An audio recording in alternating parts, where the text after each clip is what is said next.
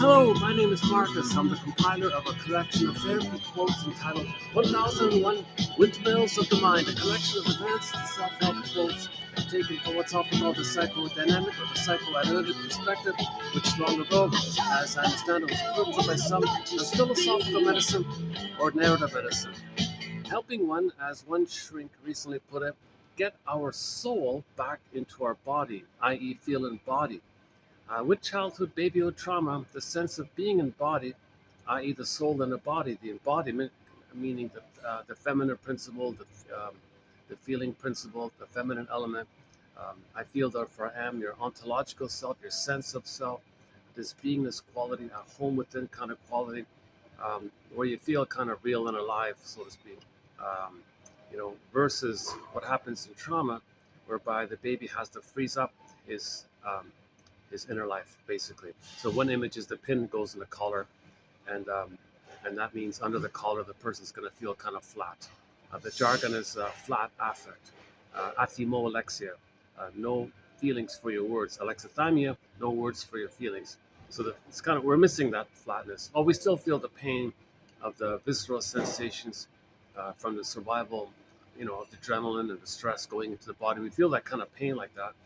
That's there, but in terms of the primary basic feelings of joy running the console, joy, tenderness, affection, all the variations of joy, and then of course sadness needs to be there to admit losses, because you need a beingness to admit a loss. So if the beingness is missing, there won't more losses. That's the theory. Complicated grief, aggravated grief, the derailment of the grief process, pathological nostalgia, melancholia, and this kind of the response to the pain of that can lead to externalized living, scapegoating living, manic behavior, and addictive, the use of addictive activities and substances called ATMs, or ersatz, self-objects, Paul calls it. So you're kind of like doing something on the outside, depending on things on the outside, being dependent on things on the outside to regulate your inner feelings. That's one version of codependency people don't talk about. Like you're dependent on something on the external to deal with your feelings. So that's a kind of a broader way to think about codependency. Actually, that quote's coming up. Actually, I wasn't planning on doing it, but actually, why don't we take a peek at it? Hold on a second. Okay, while I'm digging it up, what we're trying to do here in 1001 Witness of the Mind is climb every mountain. I recently just found an instrumental of that song, and I played it yesterday, but I realized I got to figure out the audio, how to play it and still talk over it. Let's try it again here. So we want to read every quotation. We want to search high and low with these quotations. Follow every train of thought. Follow every path you know. Climb every quotation. Free associate every stream of consciousness. Okay, so follow every hunch, every feeling, till you find your soul back into your body. This is a quest, a dream that will need all of your wonder, all of the wonder that you can give. 10 minutes a day for as long as you live. So I just want to borrow this melody on this point. Climb every quotation. Be a psychological detective. Be a psychological detective. Climb every quotation.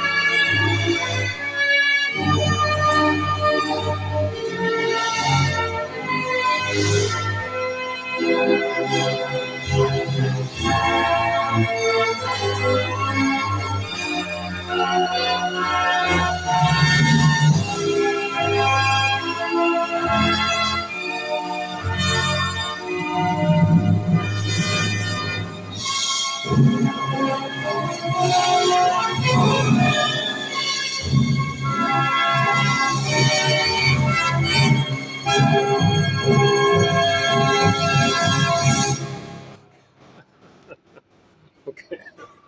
Let's see how it sounds on the playback. I'm using a new phone here. I just got this phone. It's sort of a budget basic phone. I'm still trying to figure out how the audio works in it. It has this odd thing of muffling the sounds a little bit. So I don't sometimes figure out why it's doing that. So the audio has like a wavy muffling. Sometimes you can't even hear a word almost. So it sounds like it's a long distance call or something. I don't know why. There's no internet. There's no telephone here. It's just me and the phone here. I don't know why it's still doing that kind of wavy thing. But one really excellent or interesting feature of this new phone is that it blots out background noises. So if there's a conversation taking place there, let's say you got three people talking very loudly, you won't even hear it. If someone really cackles really loudly, you might hear a little bit. So it blots out background noises. I'll hear it, of course, but when I play it back, I won't hear it. That's an interesting feature. So this maybe gives me more options in terms of where I can do these videos, because I sometimes avoid doing it in places if it's too noisy. So maybe I can do it in the mall. Maybe I can do it in a, like a little tea place in a mall or something like that. Okay, enough about technology here. This was my regular phone. It kind of finally went out on me. This was the main phone, the Honor 8S, a great little phone. Light as a feather, fits in your pocket, 3 continents, 10,000 quotes, over 1,200 videos. Light as a feather, basic phone. Somebody called it a kid's phone, basic phone, but it functioned really well. Suffered the elements, water, wind, dropped on the sand. Who knows how many times it fell down or whatever, but no special cover. It was a durable, reliable, almost 7 years with this phone. So finally, it kind of gave out on me, but I'm still seeing if I can use it as a music player. So if I plug in an external speaker, this one here, and I plug in an external battery, this one here, I might be able to play some songs. We'll see how it goes. So in the meantime, I got this clunker phone. It's a big old heavy thing. It's almost, I'd say it's like 20% taller than this and wider, 20% taller, wider, and at least twice as thick. But it's much heavier. It's like a brick. It's like 3 times heavier almost. Yeah, I would say it's about, I haven't measured it, but it's more than twice the weight of this thing. So it's a real pity they don't make these anymore. The Honor 8S. They don't. I looked around for it. They don't make it anymore. So, oh, well, hang on. I accidentally pressed the play button on the song. Should I just let it play? Here's some delirium. Okay, we'll play it later. A very good song. Yeah, let's play it later. We played it yesterday. We played a couple songs by the band Delirium yesterday. A song called Fallen and another one called Truly. And then before that, we played a Self-Saboteur. Those are 3 of the 4 songs of theirs that we have on our soundtrack, the band Delirium. Great band. The 4th one is called After, the acoustic version of After All, with the guest lead singer Jail singing that one. Um, yeah. Okay, let's pause it on the music for now for a minute. So this, yeah, I wasn't planning on talking. I just found it this morning, and I quickly printed it out. So I do actually have a queued up coming up for 2955. These guys talk about codependency. A major one of our threads, of our 62 threads, codependency. So we have narcissism as a thread. Okay, the bully pattern, of course, is a thread. Okay, narcissism. Actually, narcissism is a huge threat because there's so many types of narcissistic types. Not just a familiar, over entitled, all about me, kind of central attention, demands, supply, but hates them, but they want to be fed, but they hate the feeder, but they're entitled. They're like a baby trapped in the mirror, still looking for symbolic breast. There's the overt familiar one, that very egocentristic one. It's all about them. They're the center. They're entitled. They can't love or feel or apologize because they didn't get enough love to get to that place. They haven't reached that developmental place. So that's why they're so entitled and demanding. So they're greedy and envious and spiteful. So there's the overt expression that we're familiar with. You see it all the time. The cookie cutter overt one. But there's a voyeuristic one. There's a passive aggressive one. The clinging vine one. This codependency topic. I'm kind of referring to the lower functioning codependency as the clinging vine narcissist, because when they describe codependency, they have a blurred. They sometimes talk about it in the very unhealthy way, sometimes in the more benign way. So I'm kind of dividing it into the lower functioning one's called the clinging vine narcissist versus the regular, ordinary codependent, the helpers and the pleasers and the caretakers, that kind of. So they're actually um, still childlike and they want to help, um, but they can go on their own. They're just scared to, but they don't know that. So they're like a little higher. But the clinging vine narcissist, that's kind of like that they're really dependent on the other person who's dependent on something. So that's the famous image of the alcoholic uh, embracing the beer bottle, and she's embracing him. So she's totally dependent on him, codependency like that. That's sort of the cartoon version of it. But these guys here, um, just found this book, a popular book. I kind of never noticed it really before, called Love is a Choice. Best-selling book in its day. My goodness, I didn't realize it was such a major book back then, 80s or whatever it was. So let's do a preview. Let me do like a preliminary sort of preview of it. I haven't really studied it yet, but I just skimmed it and plucked it out, kind of thing. So let's see how this goes. Okay, so the causes of codependency. Okay, so normally in the higher functioning codependency, okay, they're the pleasers, the caretakers, the codependents. You know, they think they're no good, they're wrong, they're faulty, it's their problem. But if they save the other one, if they fix the other one, things will be okay. They're just in this hope um, to fix somebody who reminded them of the difficult parent. If they can fix them, they're fixing the difficult parent. They can resume development. So they're just a little childlike in that kind of place. Um, so they say, "I'm not okay, you're okay," kind of thing. So they're codependent like that. They're still looking for the good parent to guide them and lead them. They didn't finish the rapprochement phase of development, that exploration phase of development post 18 months, prior to 36 months. They're kind of trapped like that, right? But the lower functioning types, prior to 18 months, you got the various narcissistic types. They make the Faustian bargain. They cross over, so to speak. Um, so they identify with the aggressor, have mother's power who shamed them, so they shamed themselves because they're the mother who shamed them, and have a mother got to shame themselves. That's the Faustian deal, the Faustian bargain, the Faustian pact, where they got to sell their soul like that to have the power of the mother. So it's always too painful to shame themselves, so they got to distract themselves by finding healthy codependents or others, or codependents, let's say. Usually it's like regular codependents, and shame them, using them as a proxy of their soul, which they're going to shame, to make them unaware that they're shaming themselves. So they need somebody to hate and shame to make them unaware that they're shaming and hating themselves the way the mother did that to them, and they become her. Repetition, compulsion, the trauma we repeat for a better, looking for a better past. So when they repeat the trauma of mother shaming them, they play the shaming mother who shames themselves.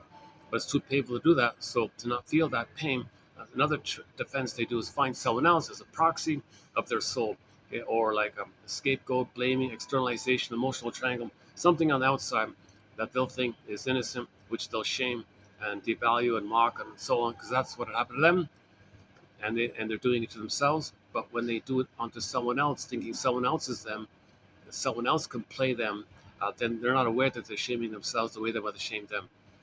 So in the trauma before 18 months, you got the Faustian deal, the Faustian pact, identification with the aggressor.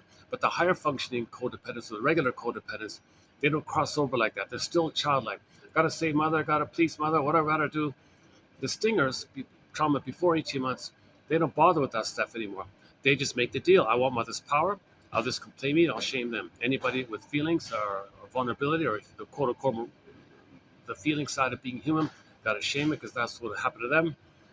And they're addicted to this phenomenon. They're addicted. That's the thing. It's a trance, it's a hypnosis, and they're addicted. They're stuck in this kind of mode, um, the stinger mode. That's called Schadenfreude, filled with envy and greed and entitlement. And so they want. So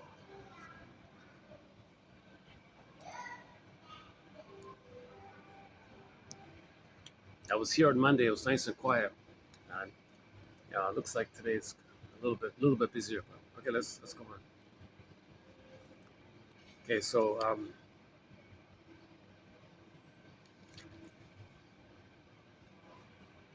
The difference between clingers and stingers is the stingers they think they're infantile gods. They have this pseudo confidence.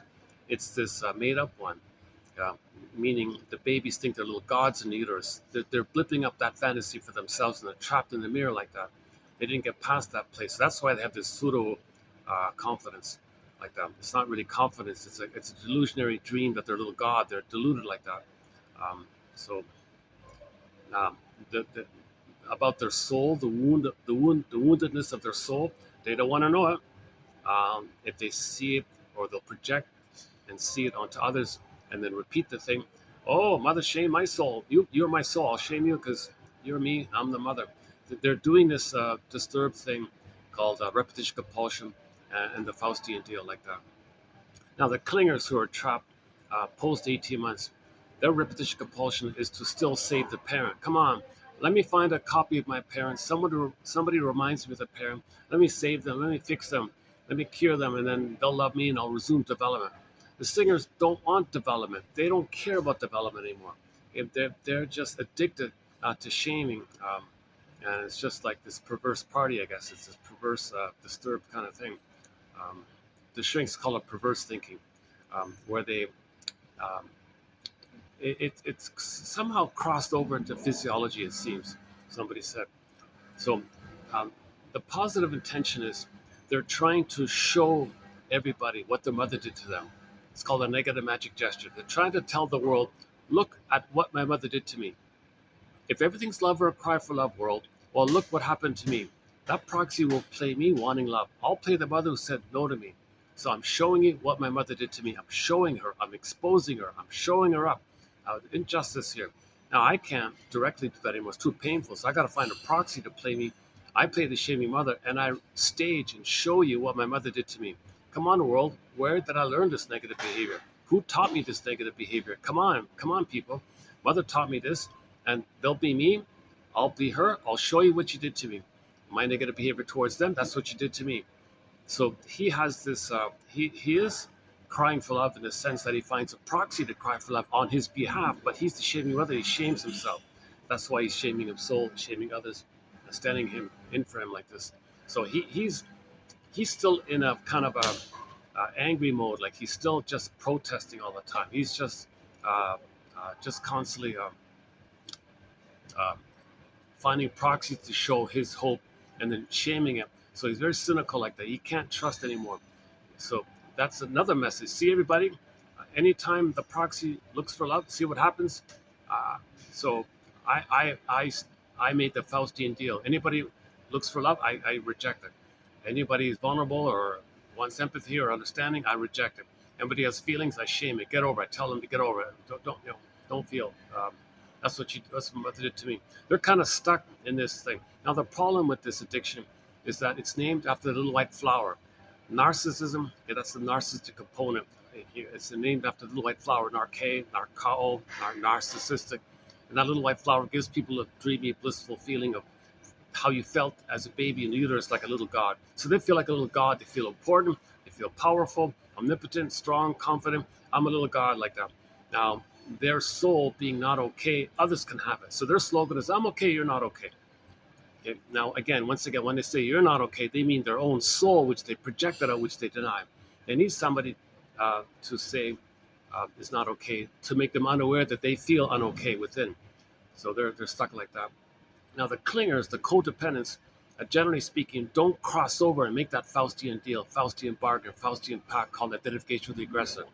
Okay. They don't kind of cross over like that and and and um, and get addicted to Schadenfreude, and they get addicted to dark humor, black humor, cynical humor. They don't get addicted to jungle slogans, survival slogans. Yeah. So the stinger personality patterns. Um, this was an issue of survival for the baby. So they lived their whole life with jungle slogans, survival slogans, adversarial slogans, oppositional thinking, either or thinking, my greed or your greed. They think still in terms of how the baby thought he was a goner when mother didn't meet his needs. When the baby's needs are not met, he thinks he's a goner. That's like a survival kind of place. And then during that time, the baby engages in psychic splitting.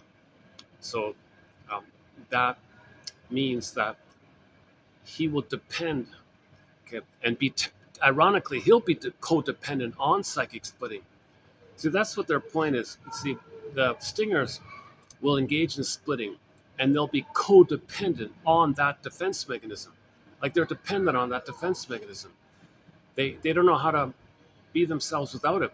So that they need to see things um, based on survival slogans, which uh, that's the premise behind splitting. So if they engage in splitting, they maintain the loyalty to the trauma bond. They maintain the loyalty to the trauma bond where they lost their beingness, they lost their soul. So again, the soul, the beingness is symbolized like Snow White. She's in a coma, in a box. Okay, Rapunzel, locked in the tower. Okay, the Maiden King morphs into a swan and flies away. Golden Ball goes down the well. Joy Sadis gets souped away. Okay, Miss Echo turns to stone, a statue, and so on. So the soul is kind of unavailable to the person. Um, so, um, so that's they didn't get enough love to have their beingness.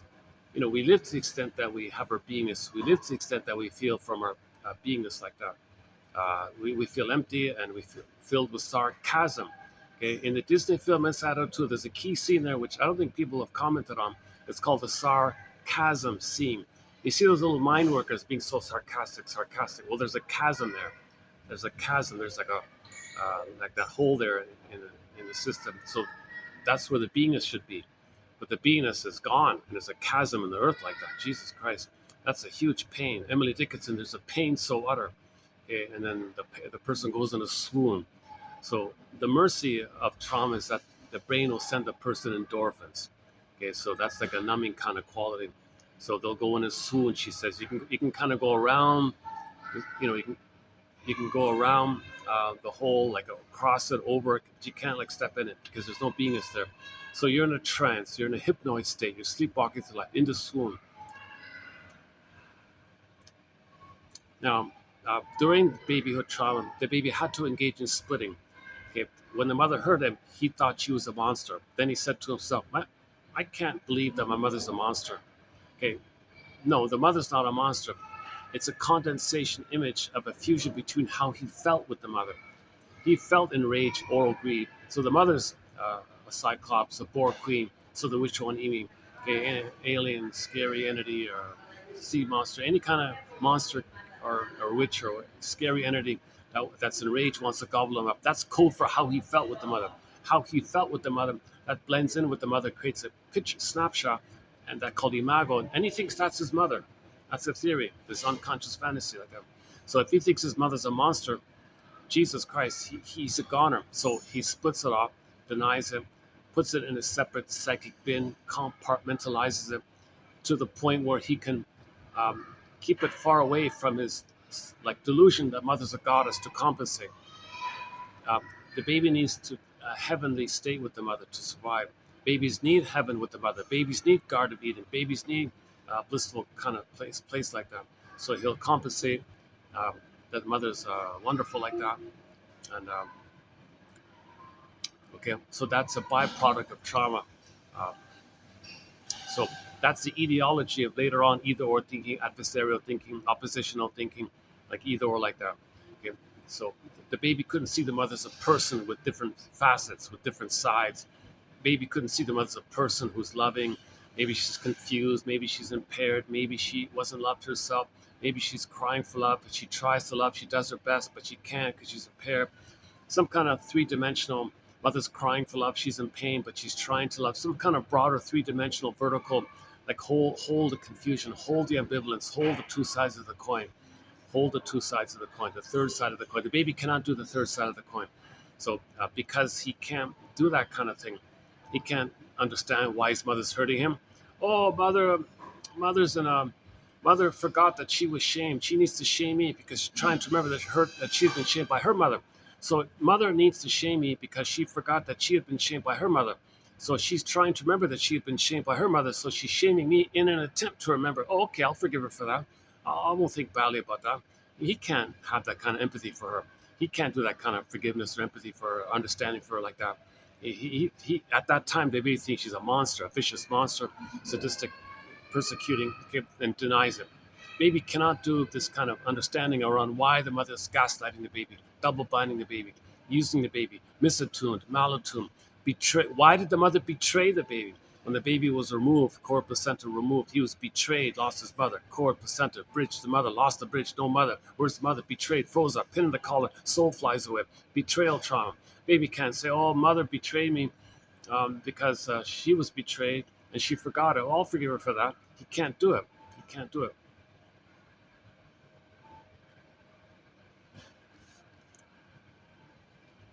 Uh, is the audio okay like this? If I hold it like this? Jesus. It's hard to hold this budget phone without blocking the little microphone. Otherwise, you tilt it, it falls over. Like it's a weird kind of awkward design. I don't really. I have a bit of buyer's remorse, but it's a budget. It was sort of a budget phone, like the cheapest one they had. And, making room for the next models or something like that. So it was the only like really rock bottom affordable phone that they had. Right? I wanted to get the Honor, the V3 Magic one. It's totally waterproof. I saw the ad. You open up the phone. It's a foldable one. They put it in the fish tank. It's open. The thing is on, and you see the goldfish swimming across, and the phone is on, and the goldfish are swimming across. So it's completely waterproof. I thought that's amazing. I don't care too much about the folding part, but that full waterproof feature, that looked amazing. But it's like 10 times what I paid for this budget one. Yeah, right, yeah, pretty much, right? Is that right? Yeah, pretty much. Yeah. So this is 1/10 the price of a regular new phone.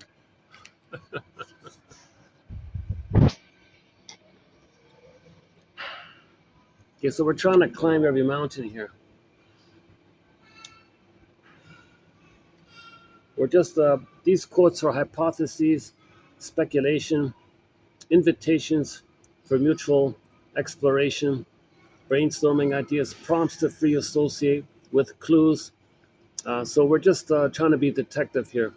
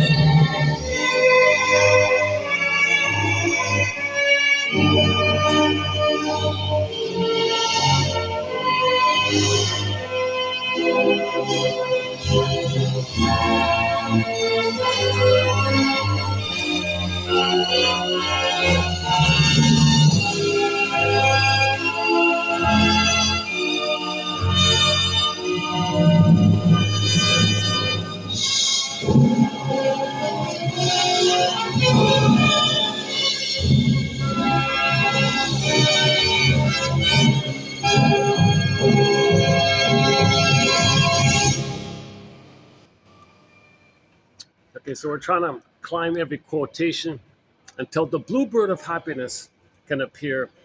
So Shirley Temple says the blue jay, the bluebird of happiness is within. Okay, so that just simply means the pleasant feeling associated with your beingness, the blue jay, the bluebird of happiness. Now, when you have your beingness, you recognize that we're all unique. Okay, everybody's a little unique like that. So you're aware of it, you express it. That's the blue jay of happiness flies within. You see, feel pleasant, when you express and you're in touch with what's unique about you, and you share your gift, you share your treasure, your uniqueness like that. Um, and it's ethical, it's moral, it's virtuous. Everyone's better off like that. So that's the bluebird of happiness. So we want to find these quotes until we can uh, get the bluebird of happiness, the serene, inexhaustible fullness of being. Okay, some people call it a path with heart or heart-informed behavior. Some people call it meaning. It's meaningful to express your uniqueness, but you got to find your uniqueness. But to get your uniqueness, you got to get your beingness. How do you get your beingness? Well, that we don't control. Nature does that. That's a natural response. But we can facilitate its welcome by engaging in several core tasks. And that sort of sets it up and communicates that we're willing to reclaim and refine and rehab and reassimilate and re-own our beingness. We had it, we lost it, want to get it back. We had it, we had our embodiment, okay? We had our beingness. Okay? With babyhood trauma, it got lost, swan flew away, want to get it back. But the swan's going to fly back according to nature. So either we build a nest and it might kind of fly back, or it appears and you experience the emotional knowing of the trauma, where you now feel what you could have felt back then because you now know what you couldn't have known back then. So you first now know what you couldn't have known back then. That sets it up. And then the firebird, the phoenix, now you're feeling what you couldn't have felt back and naked your beingness. And that's called mourning. So it's all about mourning. I feel therefore I am. So as you're admitting the truth that your mother didn't love you, okay, asterisk, okay, meaning from the baby's perspective, if their needs weren't met, if the mother was a monster, obviously he wasn't loved. If the baby's needs don't get met from his perspective, okay, or her perspective, he wasn't loved. No way, no shape or form was the baby loved. So in the midlife audit, we got to kind of admit that, oh my God, my mother didn't love me. Like, whoa, you got to call a spade, okay? Meaning she was impaired. You got to get the story around why did my mother love me? You got to get the story, narrative medicine. Why did my mother love me? Well, she's impaired. She doesn't have the beingness to love. If the mother doesn't have the beingness to love, how can she love? There needs to be a beingness, like who loves, a person loves, an authentic I has to love, but that's missing. She's got a false self. She's got a neurotic pride self related to the Stinger personality mode of neurotic pride and power. That's just greed and envy and revenge and that stuff. There's no I, there's no ability to love like that. So, in understanding our parents' story, we realize that they tried and all that, but the conclusion is you got to call a spade a spade. The mother didn't love the baby. Now, there's an immense sadness about that. Now, if you can embrace that sadness, okay, the truth will upset you free. All of the joy for which you pray is 100 tears away. Now, as you admit the authentic losses, loving mother that should have been there, who you would have been had you been loved, not being able to become the person you were meant to be, all the time lost, all the mistakes you made, all this painful way of living, and all the regrets by it. That these are huge losses. When you admit these kind of losses, it can bring up the beingness with the losses. The beingness and the losses, they kind of go together. I feel therefore I am. So as you're getting your amness, the feelings will be there. As you're getting your feelings, the amness will be there. So this is all called the mourning process. It's all about mourning. Okay, remember complicated grief? Okay, so this is resolved when you do several core tasks. Now, one of the core tasks, maybe one of the most important core tasks, it's not graded, but a core task that definitely has to be faced is we got to upgrade and find the third side of the coin, the golden mean, the middle way. Okay, this ambivalence, this facet, the diamond perspective, where the diamond holds various facets. So it's not split off. You don't see one facet split off, and no, it's all kind of like. Um, that's just maybe an advanced way of saying the third side of the coin, let's say. So, because if you maintain the either or thinking, oppositional thinking, okay, so in the Maiden King story, the Baba Yaga, okay, said to the guy, "Oh yeah, so you want to heal, do you? Well, can you show me some willingness on your part to see the two sides and hold the two sides? Can you show me that it's not either or?" because if you maintain that, you're not ready. But the character said, no, okay, it's a both and. Okay, oh, really? Well, for example, are you trying to heal by compulsion or choice? It's really both. It's like 5% choice and 200% compulsion. I don't know. Okay, so some kind of confusion. I was sort of like a test like that, but it was code for can you move towards the both and perspective. It's not either or. Okay, in the three faces of Eve, that was the main point about the three faces of Eve story. You've got Eve white and Eve black. That's either or. Okay? Now the daughter kept saying, "Oh mother, please, please, I like it when you're Jane." So she went to therapy and became Jane. I mean, had a Jane side, like the healthy side. The daughter said, "Oh, please be Jane. You're reasonable. You're likable. I feel safe with you. We learn, we play, we're fun, we're creative. I really can be myself with you. Please be Jane, mother, mother. Please, please be Jane. Don't be Eve White because you're too miserable and depressing. Don't be Eve Black because you're too dangerous and violent. Can you please be the nice, normal, healthy, beautiful mother, like regular, good enough, like, intelligent, reasonable mother that I need? Can you please be Jane?" And then when she embraced the Jane side of it, okay, the Eve White and the Eve Black kind of synthesized, poofed into the Jane, and the Jane is the whole new thing. So Eve White and Eve Black poof disappear; they're not there. So we've got to get the Jane mind. So in the three faces of Eve, she did it. They don't show you how she did it really, but they just said, well, she went into therapy for 3 years. So they just said it like that. But in the therapy for 3 years, um, you get your story, you free associate, you interpret your dreams, you face your unrealistic hopes, you talk about losses. Um, you just try to say what comes to mind freely, and now know what you couldn't know, and then feel what you couldn't have felt. And in the process, that you get back your beingness, then you get your realistic mind, your normal ego, your central normal ego called Jane. And the film was called Jane. So the daughter was really happy. So when Jane was there, the daughter was relieved. Um, uh, yeah, actually, the daughter had to be sent away for her protection because sometimes the woman was Eve Black, and when she was Eve Black, she was very dangerous. She once tried to harm the daughter like this, so that for the daughter's protection, to be sent away. But when it was clear that Jane ran the show, um, and Eve White and Eve Black were no longer there, then she got back the daughter, married some fellow. That touching scene with the fellow. When the fellow learned that she had quote unquote MPD like that, she said, you must really be freaked out by this. I can't be in a normal relationship like that. He said, no, I heard your story. In fact, I think I love you even more now. Like he saw the pain she was in, and that pulled his heartstrings, and he loved her even more like that. Versus the first fellow, just some simple abusive kind of guy. This guy was had more empathy like that. So Jane, the daughter, and the new nice guy rode off into the sunset.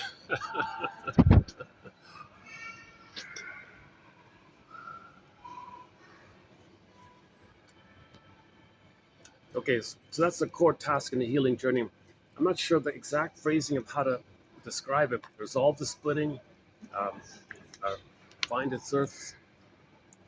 Well, in the fairy tale, it's find both and.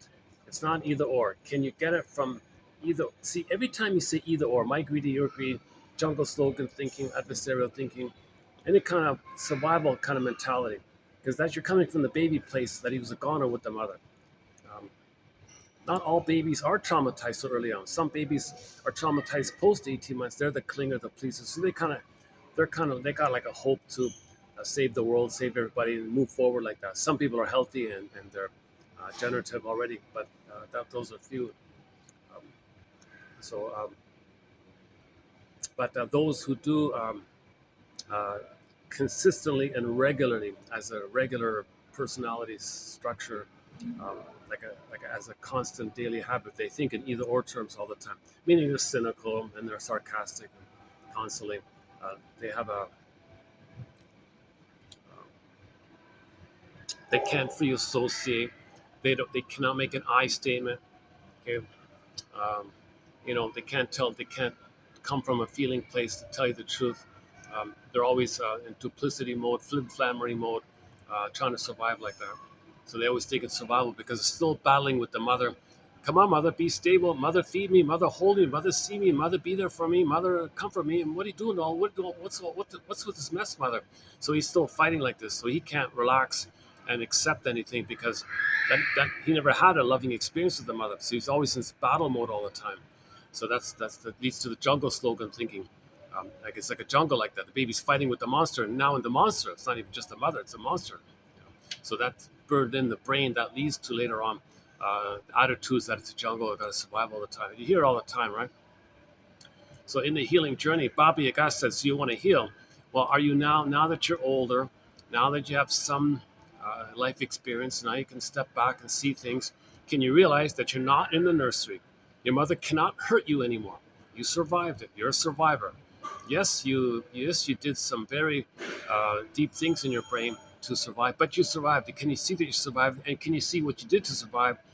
And then can we find a way to feel sad about this sacrifice we made, and then get back to the present and get back our beingness. So to get back our beingness, we got to resolve either or thinking, oppositional thinking. Now in the film Inside Out 2, we don't see Baba Yaga in Inside Out 2, the film of the year 2024, Inside Out 2. We don't see Baba Yaga, but you see sort of the conclusion where at the end of the film, um, you saw the part selves, kind of like Eve White, Eve Black in a way, a little bit. The joy characters, pathological, delusional joy. It's always good. I'm special. Everything's fine. That kind of. Then you got the anxiety. So I'm always no good. I'm always, And so she had this exaggerated belief um, that she's no good and defective and unlovable. And the joy side, no, I'm always special, perfect. There's no feelings, no problems. Get over it. And so you had this kind of um, this this comes from that was just symbolic of the basic pattern of either or thinking. So at the conclusion of the film, okay, you saw the abreaction, you saw the firebird, you saw the phoenix. That's when the orbs come rushing up. They rode the orbs. Remember, they're on the orbs, and the orbs come, this avalanche of orbs, and the cables came up like that. So at the same time, you got the either or. So what is it, either or? Actually, they should show you either or, then the orbs. So they kind of see. There's no time in the unconscious, so um, it doesn't have to, you don't have it doesn't have to follow linear sequencing. But what's really going on, I think, is you first kind of face this either or thinking. So maybe they could do like a split screen, like maybe they could do like two screens. On the one side, she's facing the either or. No, I'm defective. I'm guilty. No, I'm wonderful and special. Oh, I'm no good. Oh, I'm fine. Uh, I'm selfish and empty and worthless. No, I'm always amazing and perfect and beautiful. Like then maybe she's. Is it this? Is it this? Is it either or? And there's a group hug, right? You saw the group hug trying to hold. It's not. Can you can you find something that includes the two? That's the group hug was trying to hold the two. Then maybe at some point when they did that, then we could see the orbs rushing up. Maybe they could have done it that way. But traditionally speaking, when you resolve oppositional thinking, then the feelings come up. In the film, they showed you the feelings, and then this issue of either or. That's okay. Um, so then finally, the two-part sense of selves, um, rated to the joy side, rated to the anxiety side, poofed away, and you got a new sense of self that was a broader, it was deeper, it was the diamond, the colorful, vibrant one. That's the new sense of self. That's the beingness. That was like the soul came back. The beingness. That third, that little atom-like image they had there. That's like the beingness, like that. So she got the beingness. She calmed down. Her health was better. The coach saw that she was embodied. Now, when she's embodied, she thinks reasonably. Okay, so she's calmer. She can think reasonably. That'll influence the teammates. Then the team will think more reasonably. They'll be calmer around her. She's got a presence like that. That promotes the aura of everyone else being, thinking reasonably like her. So be a leader like that. And then if you think more clearly and you can make better decisions, you'll be a better team. So she got the scholarship. We want her on the team. So she got the scholarship. But in the prior state, no way. The coach said, not ready, not ready, no way. She's too delusional or too manic in her anxiety, or too dreamy in Peter Pan mode or something on the other side. She had the third side of the coin. So Riley got the Jane mind. So when Riley got the Jane mind, The beingness came back. She resolved oppositional thinking. So this process to resolve oppositional thinking, it's a 20-year journey. It takes 20 years on average. It's called the hero's journey, the second journey, the midlife audit, the midlife examination period. Okay, this survey of your life kind of thing, where you look at your life, look back on your life, what happened, what was my development like, where did I get frozen, what personality structure did I get cursed with to cope with the trauma, and I'm kind of stuck there, and then I'm repeating what caused that, hoping for a better past.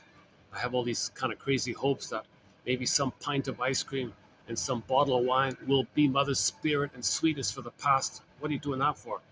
Oh, or maybe if I just treat others the way mother treated me, mother will feel badly and time machine will come and she'll change her ways and apologize. Come on, so you got to face a lot of these. That's sort of the second. Okay, that's sort of the second one. So the first one is, okay, number one, from either or to both and. Okay, both and. Mother's one person. The source point is the recognition that mother's a human. She's a human. She's wounded. Oops, back to Bruce Springsteen. I keep playing this one. Yeah, Bruce Springsteen. Let's play it again here. Listen to Bruce Springsteen give his introduction to this song of his called Independence Day. Okay, that in Toronto some years ago. If I can find it here. So he says, if you, I don't know if you can hear it, but he says, "You're startled. Oh my God, I'm startled." Like when you don't think about your parents in relation to you as a child, like you see them based on the relationship between you as a child. Can you see your parents as adults relating to themselves? Like how did your father as an adult relate to his wife, who's a woman, and your mother is like a woman relating to her boyfriend, her husband? And can you see them like adults relating to each other, like people like that? You might be startled.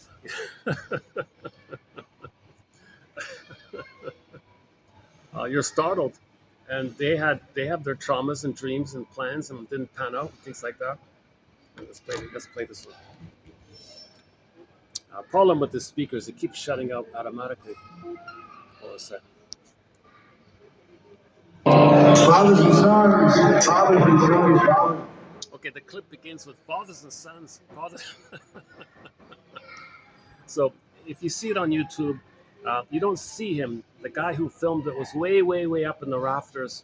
Well, that's the nosebleed section, is that right? Everything's dark. You don't see anything. But the audio is not too bad. So listen to the audio. He's talking about emotional Independence Day from the family memories, from the curses and the memory, painful memories. Free from those painful memories, free from those ghosts. He's free from those ghosts, those painful memories, haunting him, bugging him all the time, rapping him all the time. So he says, as a teenager, you can have physical independence from your dysfunctional home. You can physically leave. But those memories, those templates, those schemas, those working models, that intrapsychic structure, that intrapsychic society that you laid down according to the relationship, interpersonal becomes intrapsychic. That wiring, that neural networking follows you everywhere you go. So he can leave the city and all that, but it's within now. How do you get freedom from the family home within? So you get physical freedom, physically as a teenager you leave, but how do you get that freedom from the wiring like that? So in this update to the song, he's talking about emancipate yourself from mental slavery freedom. So he's talking about Independence Day from your family home in the mind.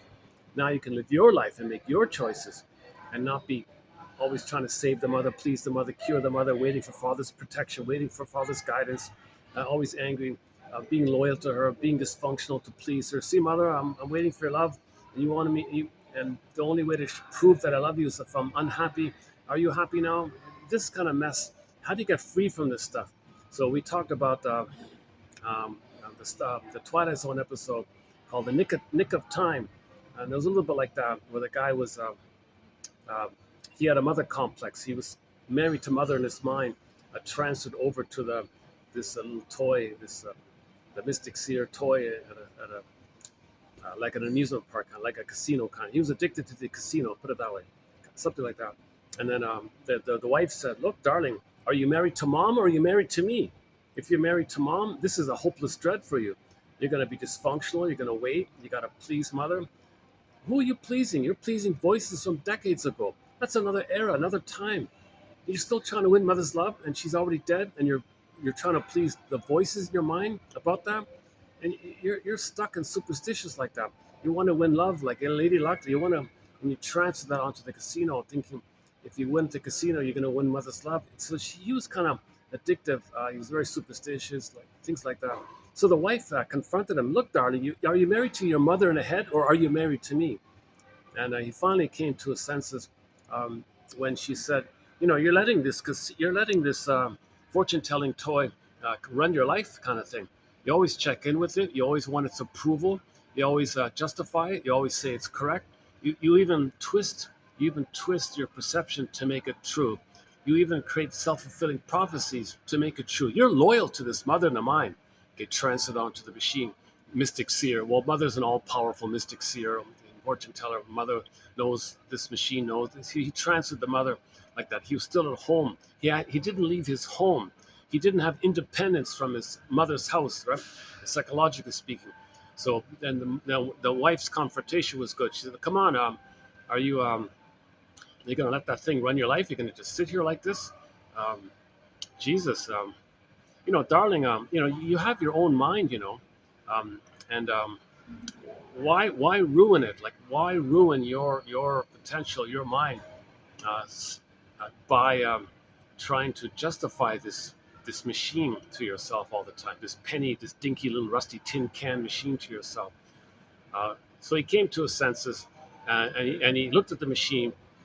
Look, machine, meaning mother. Look, mother, I'm free from you now. I'm letting you go. I've got my Independence Day. I'm going to be free. So that's what Springsteen is sort of saying. To get that kind of freedom, to emancipate yourself from this emotional slavery, you got to do what Bruce Springsteen is saying right here. Independence Day. Fathers and sons, fathers and sons, fathers and sons. Independence Day was the first song I wrote about fathers and sons. It's the kind of song you write when you're young and you're first startled by your parents' humanity. You're shocked to realize that they had their own dreams and their own desires, their own hopes, that maybe didn't pan out exactly the way they'd have liked. And all you can see are the adult compromises that they had to make. And you're still too young to take notice of the blessings that some of those compromises brought. And all you can see is the world that they seem locked into. And all you can feel is your desire to escape. Well, I had a simple setting for this song. It was just a late night conversation around the kitchen table between two people struggling to understand one another.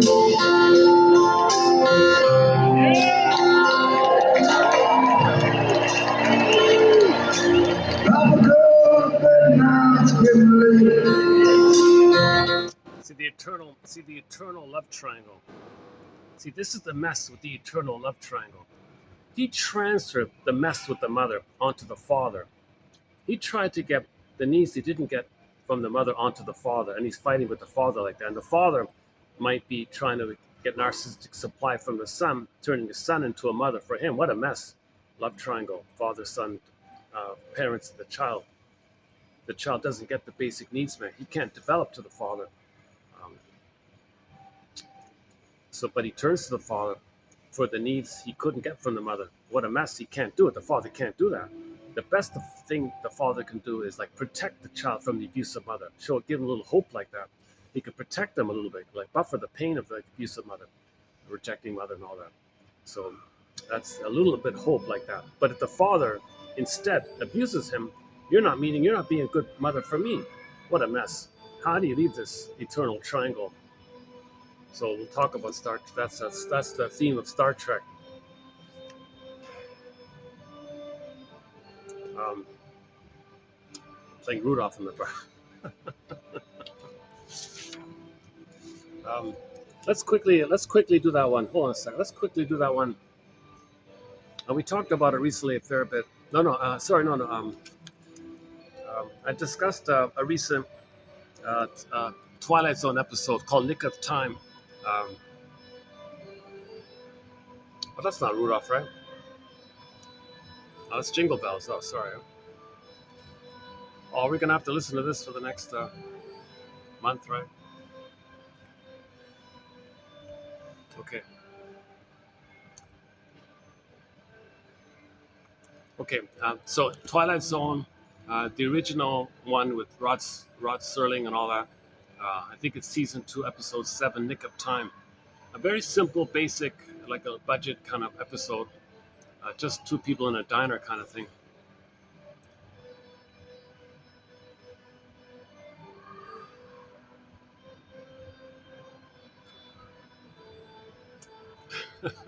Well, you might not even hear it, right? But that's interesting. You're not even hearing this. There's Christmas music just blaring above me here. Not blaring, but playing above me here.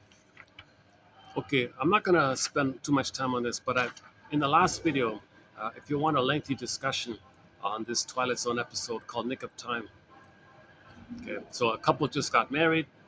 I guess they're on their honeymoon or something. They're in the car going to their honeymoon destination, I think. So anyways, on the highway, the car breaks down.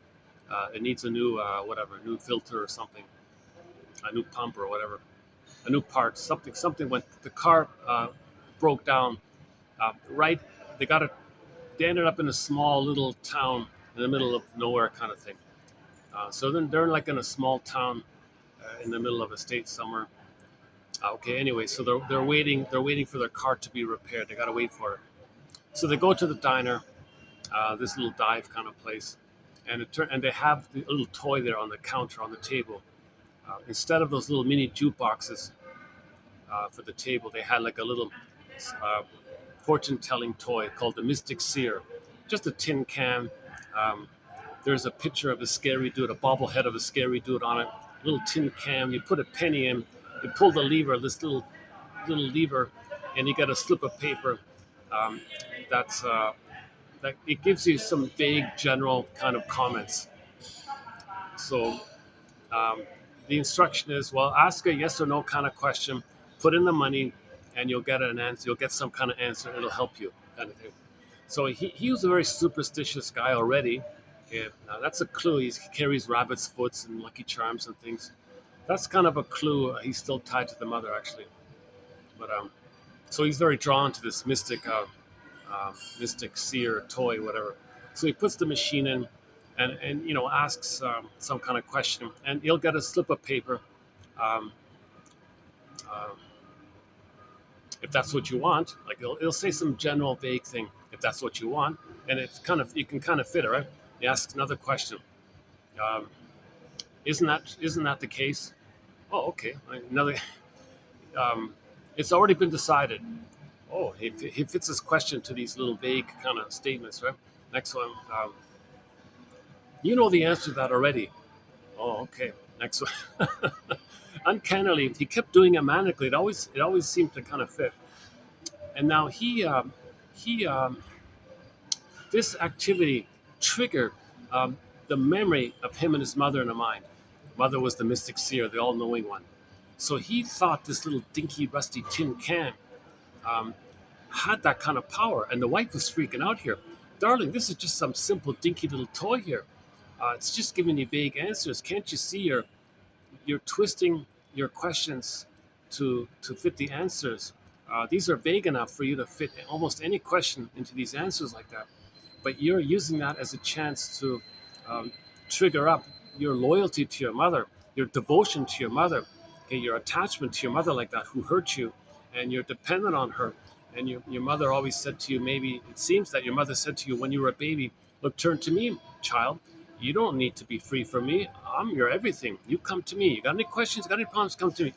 If you want to be free from me, I withdraw, I punish you. So maybe he had this burning imprint in his mind. So this was trying to come up like this was kind of coming up like that. So he was repeating it to know it. Luckily, the wife is like a shrink, making him know it. So he was now living an analogy of him and his mother. Okay? And he was saying to this machine knows me, it understands me, it predicts my future. I need this machine. This is so important for me. And then finally, the wife said, "Come on, let's get going here. The car's fixed now." He said, "No, I can't leave here. Do you think I could just walk away from this?" And at this point, he's clutching the toy, like a dependency thing. So he was codependent on it, right? Like a like an alcoholic holding the beer bottle. He was clutching it, kind of thing. And the wife says, "Geez, really? Are you just gonna sit here and let this thing run your life?" Okay. Then he said, that will come up a little bit. Run my life. Run my life. Yeah, go on. What do you mean by that? Well, isn't that what you're doing? Okay, then we get into the explanation that uh, he was creating um, he was creating things to fit it, like for example, he asked a machine, "Is the car ready? Will the car be fixed? Is the car uh, has the car been repaired or something?" Click. It's all good. Oh, it's repaired. And sure enough, just by coincidence, the mechanic walks into the diner and says, "Good news, we found the part. You're good to go now. Your car's good." So he would fit that coincidence. He would fit this coincidence to believe and justify that the mother was right. It was just a coincidence, darling, she said. Okay, another way he was doing self-fulfilling prophecy was he asked the machine, "Would it be best for us to wait till 3 o'clock um, before going to the mechanic?" Absolutely, like for sure, something like that. So he believed it deeply. Don't leave until after 3 o'clock. The wife got fed up with this, and he yanked them out just a few minutes, like before three or something. No, this is dangerous. So we got to wait till 3 o'clock like this. So he was going out of the diner with him, and I don't know, unconsciously didn't look when he was crossing the road, didn't look left and right, and a car almost hit him. You see, darling, you see, the machine told us to stay and wait till 3 o'clock. And look, we were almost in an accident like that. Well, because you didn't look, it's as if you were trying to make it happen to justify the machine. You're loyal to the mother. You're pleasing the mother. You're being dysfunctional to maintain the tie to the mother. You're self-defeating and making. You're setting up scenarios to maintain the bond to the mother. This trauma bond to the mother. So like that. So this your mother's running your life. This machine's running your life. That kind of thing. Um, Look, darling. So the wife goes on. What matters here, okay, is whether you believe more in luck and fortune than you do in yourself. Okay, now at this point, he was treating the toy like a slot machine. Okay, so okay, that's a fusion that uh, he had a hope with the mother but rejected. Now the toy is kind of seen as a slot machine. He puts his money in, gets the lever. Um, if he's satisfied, that's his mother. If he's not satisfied, he's rejected. Now he's getting answers that don't fit. Try again. They don't fit anymore. Try again. Now he's like getting rejected or something. So now he's in this manic mode with the machine. He wants the machine to give a reply that would equate to receiving mother's love in the past. Doesn't make sense, but you have that kind of hope. It's addictive. Like so, he became addicted to this kind of thing. So and so she said, "Look, darling, I don't care about these coincidences, and maybe let's say sometimes it's right just to placate it, right?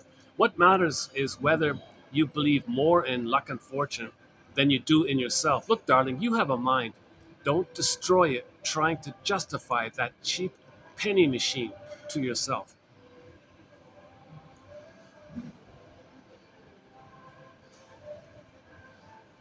Okay? So that was code for he came to his senses, looked at the machine, Another thing about the machine was the bobblehead was code for how he felt with the mother. The machine was the mother, and the guy with the angry expression, okay, that's how he felt with the mother. So he felt drawn to this because that symbolized how he felt, this enraged, angry looking character.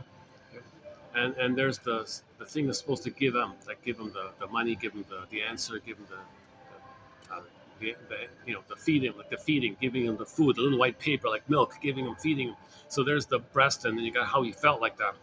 So, that's a ballpark way of saying it, I guess.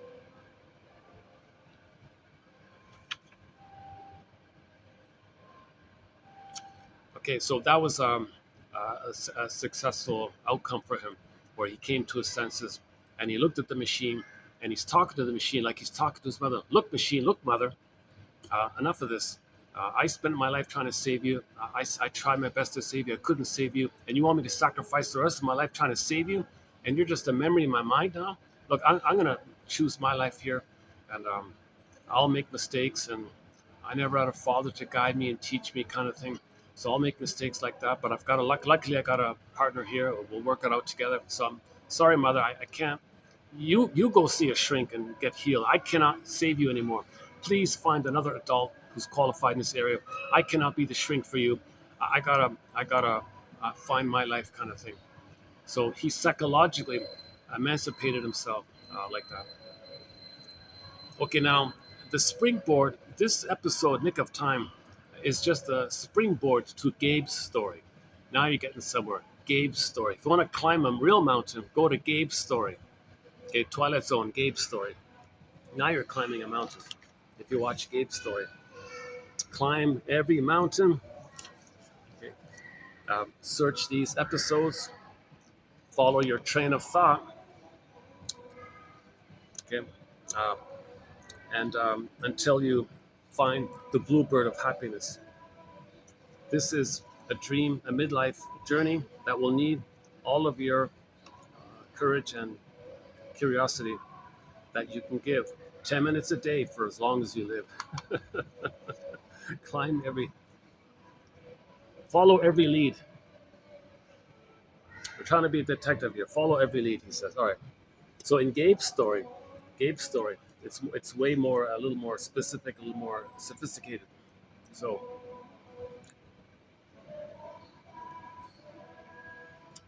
this guy Gabe, okay, had a mother who told him, "Look, baby, my mother didn't love me. I need you to take care of me. If you're going to be autonomous and have your own mind and be yourself, I'm going to punish you. I'm going to withdraw, and you'll be a goner. With me, against me. Make up your mind here." Baby freaks out. "Yes, mother, I'll do what you want. I won't develop. I won't know myself, and I'll provide a constant, steady, narcissistic supply for you. So you'll be the center. It'll be all about you, and I'll think you're entitled, and I'll think I'm so lucky to serve you. Very good, baby." So the mother did this to the poor kid, Gabe, right? So to maintain this bond, this neural bond, okay, he's got to be self-defeating. So he's self-sabotaging. "See, mother, aren't you happy? I didn't leave you. I didn't be independent. I'm not happy. I'm not successful. So I'm not betraying you. I'm loyal to you. My unhappiness is my loyalty to you. Yes, baby. Good, good." So he did this for uh, till midlife, basically, or whatever, 30s, 40s, and then finally it got worse and worse. Um, and his wife was going to leave him, and things got worse, and his friend tried to tease him into a life of crime and all this. Things were getting worse and worse. Finally, he said, Why is my life so self-defeating? Why do I find myself in daily disappointments? Why do I sabotage any chance I have for happiness? Why do I um, nip any chance for happiness in the bud? Like, why am I self-defeating like this?" So he was curious now. So he was fed up with the way the direction of his life was going, kind of thing. So now enter the Twilight Zone. Next stop, the Twilight Zone. There's the signpost, the Twilight Zone. So now we enter the Twilight Zone. So they show you a metaphor of the unconscious, this magical blurry city or something, this fantasy, science fiction kind of city or something. So um, now what happens is Gabe is going to face the three personifications of three aspects of his traumatic script. The first is the jumpsuit guy. The jumpsuit guy was just basically the guy following the script from Roxanne, who writes the daily scripts. So the jumpsuit guy you'd see him, um, you know, doing these mistakes. Like he, he would bump into something and break something. Well, the jumpsuit guy did it. Well, that's the energy within him that did it. So you see that, so you personify, symbolize it to know that something with you, some energy within you, that's causing these problems to be self-defeating. So he broke the vase and lost his money because of that. So he saw the jumpsuit guy, grabbed the jumpsuit guy. Hey, wait a minute, why are you doing this? Um, I don't know. I just follow orders here.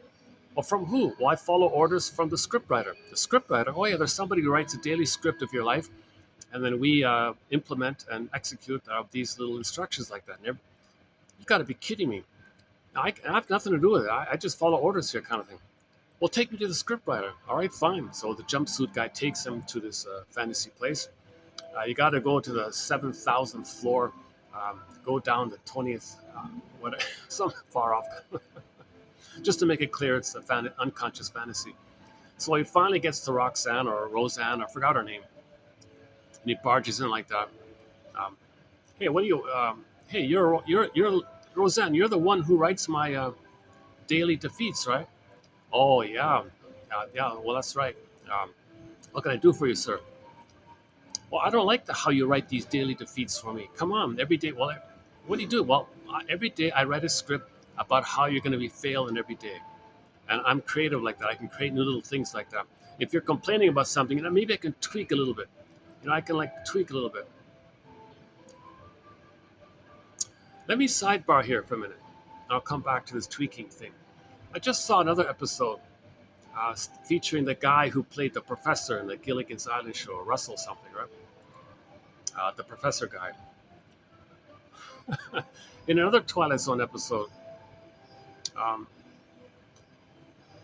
this professor guy, well, the actor who played the professor in Gilligan's Island, he played um, another guy in a Twilight Zone episode where he was sent back to prevent the assassination of Lincoln, right? But he couldn't. He failed in the task. But he managed to change some little things.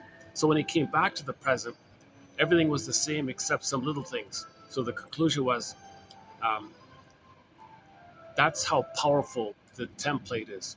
You might change a little. You might decorate things a little bit, but you're still. It's the same basic theme. It's the same basic self-defeating behavior, whether it's in this place or that place. The scenery might change a little bit, but it's the same kind of motif, right?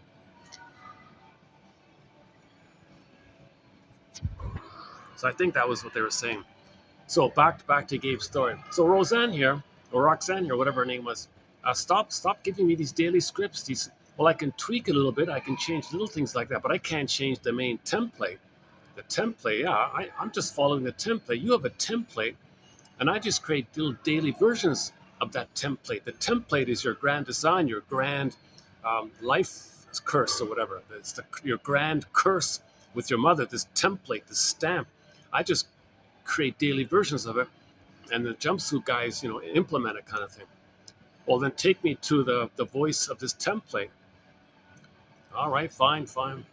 So a voice that on behalf of the template appears, and Gabe says, "Look, I want to break free from this template." Oh, you got to be kidding me! That's your template. Nothing, that's your template. Um, So, well, okay, we'll put it this way. Um, you as a template. Well, this template, you're the voice of the template. This template, you template, you're kind of really controlling my life here. You're like a puppet master. I'm on this little puppet here. I want to cut the strings here and be free. He said, "You don't know what you're talking about. That's all you know. That you never got enough love from your mother to be on your own. These strings here to your mother, that's your little threat to your mother like that. I don't care. Well, if you think you're going to break free from this template, you'll have no threat to the mother. You'll feel a lot of pain and you'll feel lost. Fine, fine.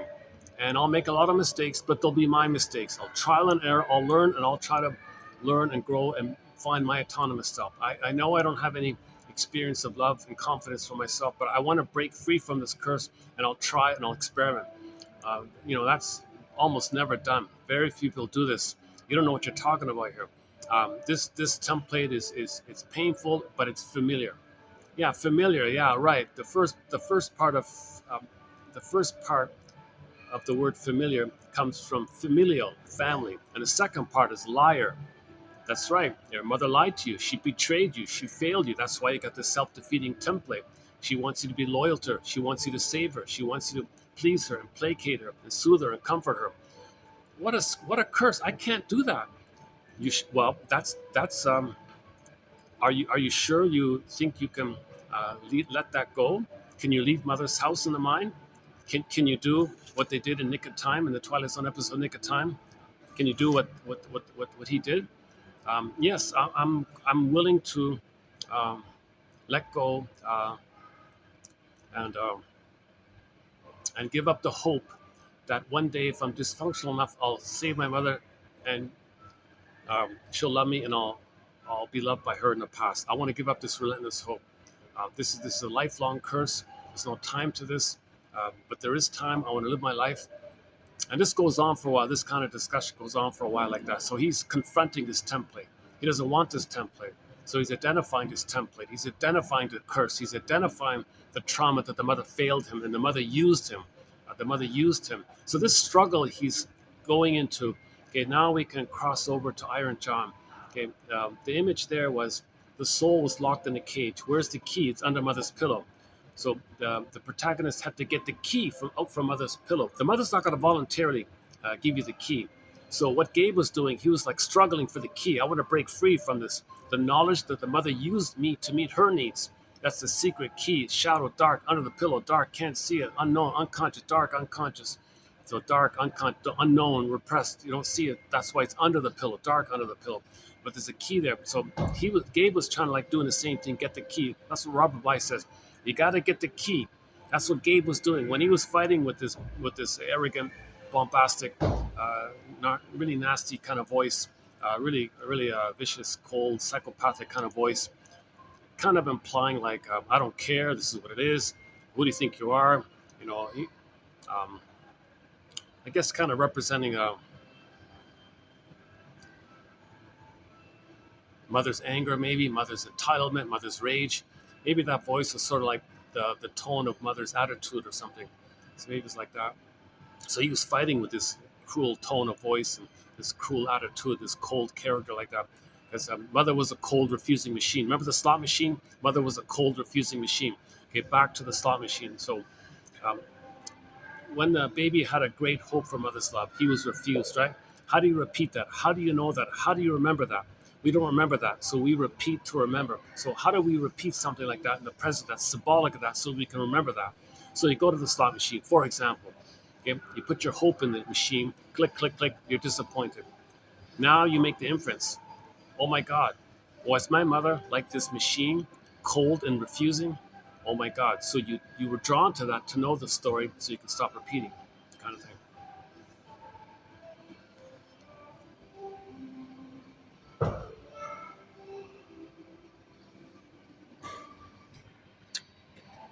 I think the coffee's a little stronger in this place. I'm feeling the extra caffeine. So for the price of a cup of coffee, uh, yeah, this is an unbelievable offer.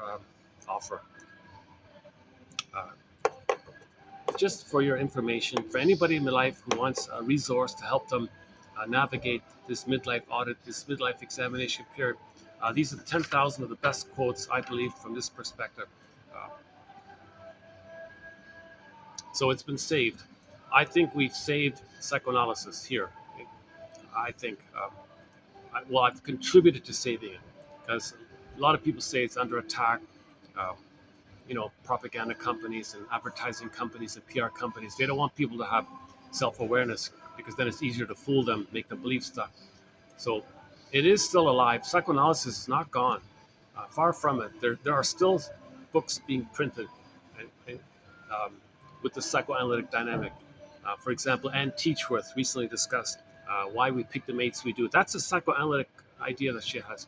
Ilan Golem's book, Unloved Again, and the work of Arthur Janoff, Masterson, okay, Ogden, Grotstein, okay, Rinsley, Guntrip, Althea Horner, okay, and the list goes on. These are all analytic kind of authors. So we got a couple thousand analytic authors here, and their best quotes. Don't worry, no Freud, okay, due to the perverted translation. So don't worry about that. No Jung and Lacan. Who needs that made up, confusing jargon? Okay, even other major names like Adler and what's the other one, Kohut, and some of the other ones like that. We don't have those kind of pompous made up quotes, vague kind of quotes, and some kind of overtly misleading ones. We don't include them. So they got to be clear, helpful. Okay, like these guys here on codependency. I thought it wasn't bad. Um, well, just look at today's ones. They're kind of clear, right? Berglas and Baumeister about self-defeating behavior, which they call a form of it, which they call thyroid revenge. And the quote about the three faces of Eve is coming up, and some miscellaneous loose ones here. But recently we did a batch of quotes on Anne Teachworth and David Slaney. Forgot about him. David Slaney's okay.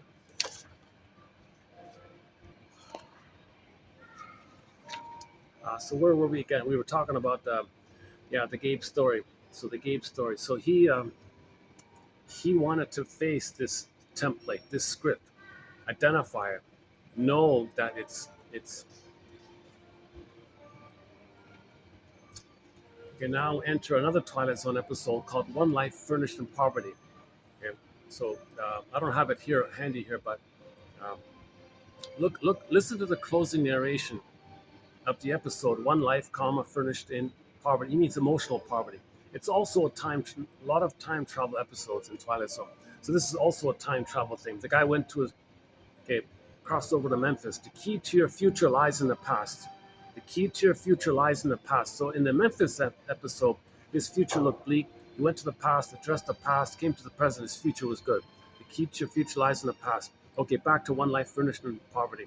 So the same kind of idea. The guy was miserable and all this, made these decisions based on trauma of childhood, went back to childhood and saw and interacted with his younger self, his parents like that. They didn't know it was the older one. They didn't know it was a time travel thing.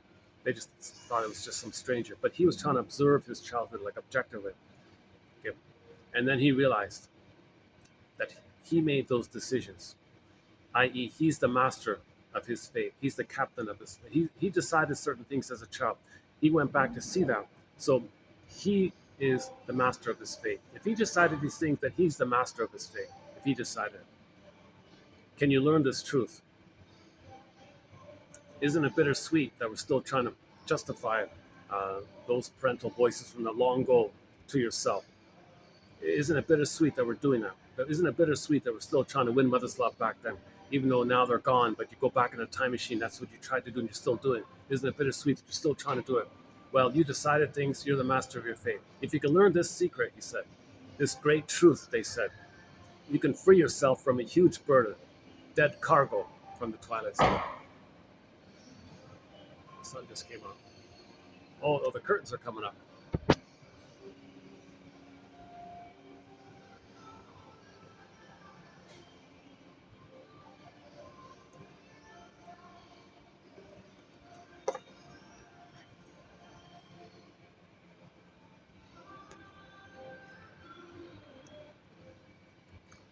Okay, so are we finished with the Gabe story?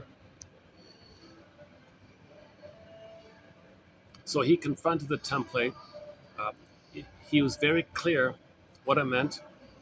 He didn't want it anymore. He didn't want this sadomasochistic tie to the mother and repeat it like that. It's a painful life. It's a self-defeating life. Still thinking that if you're dysfunctional and unhappy, that you're pleasing your mother to the point where she'll change her ways, doesn't make sense. No, baby. can cure a traumatized mother. If the mother was traumatized, how can a little baby coming on the scene fix that? That's what you're still doing. And that template is from that. So you face that template and you realize how nonsensical it is to still try to save your mother who's not even around anymore. So he finally broke free from the template, and Roxanne said, "Wow, you're brave. Good luck. Good luck, man." The jumpsuit guy, "Yeah, good luck to you." Um, the template guy, he's angry, obviously. But the other two ones were a little more supportive. Um, so he went home. The wife was just about to leave him. "Wait, darling, darling. Look, you put up with all my dysfunction and my mistakes. Now things are going to be good here. So why don't you stick around for the good times?" And she believed him. "I believe you, darling." And she stayed. Said to the criminal buddy, "Look, we can do a business that's ethical and still make money. What do you say?" "Really? Yeah. Let me explain it to you." And he was in. So he saved his friend, saved his wife, family, and the kid, saved his home, and started a new business. The wife supported him. The friend changed his ways. The kid was happy. He's good to go. Just like Nick of Time, the couples rode off into the sunset kind of thing.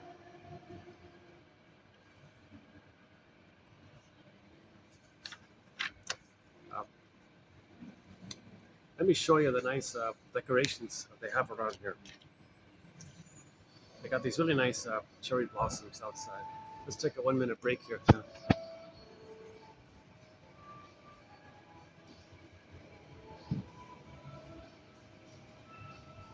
Oh, they're the cleaners, huh?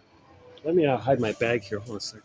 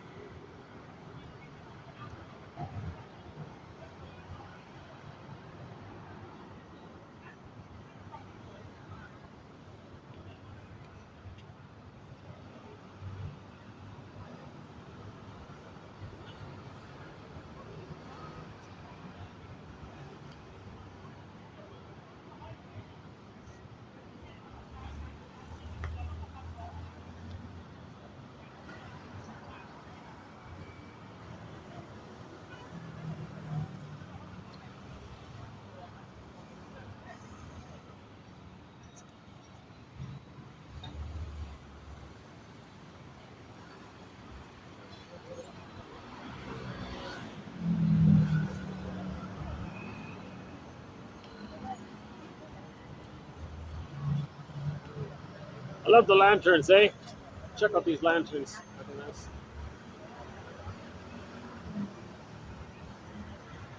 Oh, the hypnosis, the watch. The hypnosis. With the watch, right? You're getting sleepy. That quote's coming up. Is that? Uh, I think we got a quote about that. Yeah. So consider this. Um, yeah. Let's get there.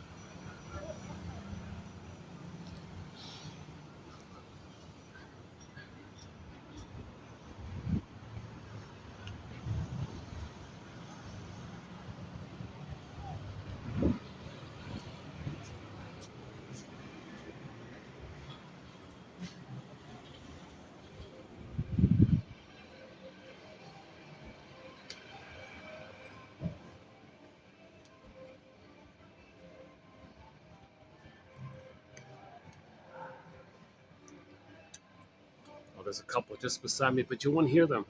Yeah. Interesting. Yeah. Okay. Um, I'll be, we're doing. We were going to get into the codependency idea. So are we finished with Gabe's story? Let's see. Gabe's story. Yeah. So we finished Gabe's story, right?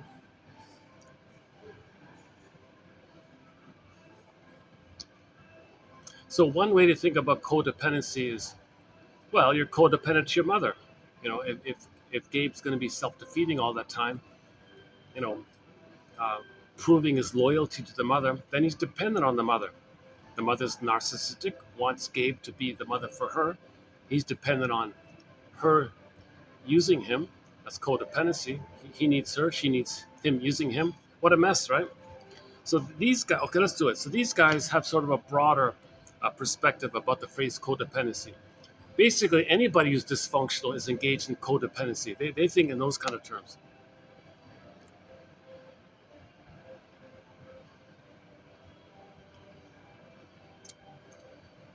Okay. The causes of codependency: unmet emotional needs, a lost childhood, and the compulsion to fix the dysfunctional family.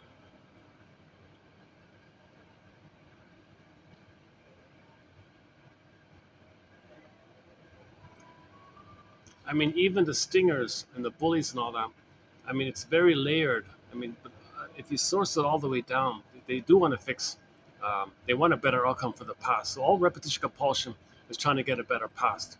So repetition compulsion, man's innate response toward undoing of a trauma, that over that overpowering sense that something back there is still unfinished. So you're codependent because you're dependent on that unfinished business with the mother. You're dependent on that. Man, the wanderer, also possesses a homing instinct. Homing instinct, like the birds and all, home, like the fish go back to where they were born. All the salmon, homing instinct. Well, the homing instinct in human beings is not geographic. It operates totally within the distant vistas of our minds.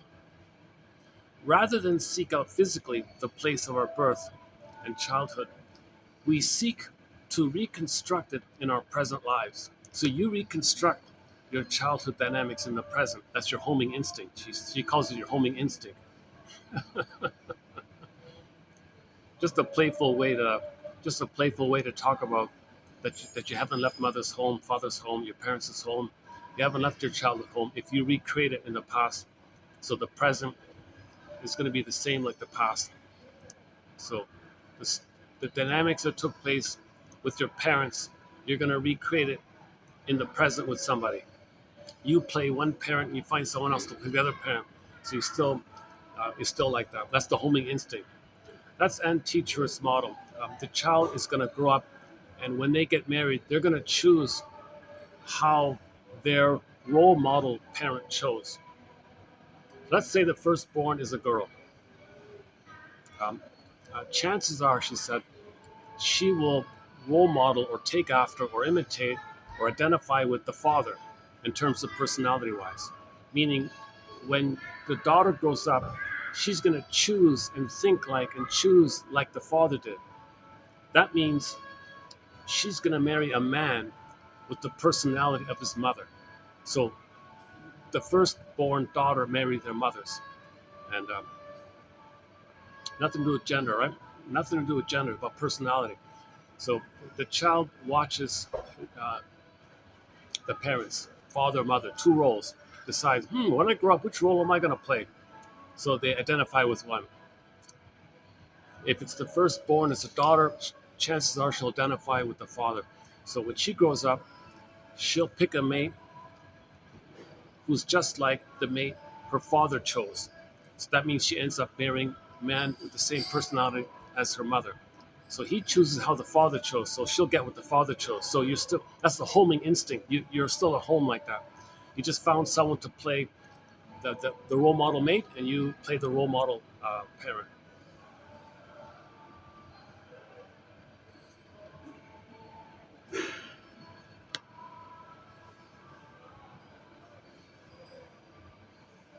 Son of a gun, eh?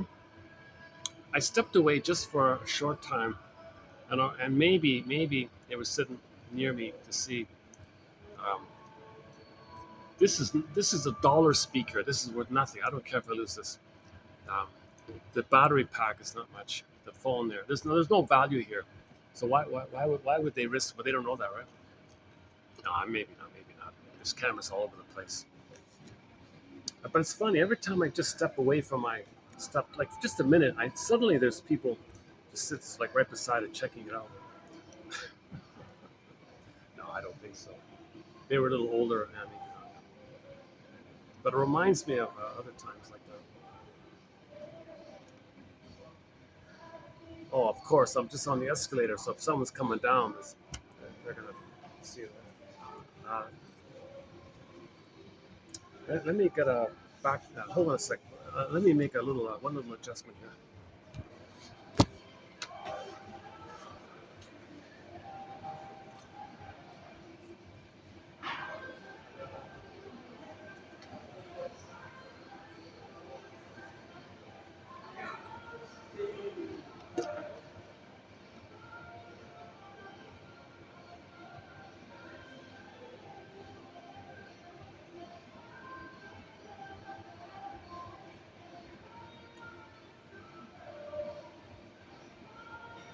Should we play that Fallen song again? Okay, here's that song by Delirium. I started to play last time. Here's some Delirium song called Fallen. I haven't played it much. Here we go. Let's take a musical break. This is Delirium. Let's play some Delirium.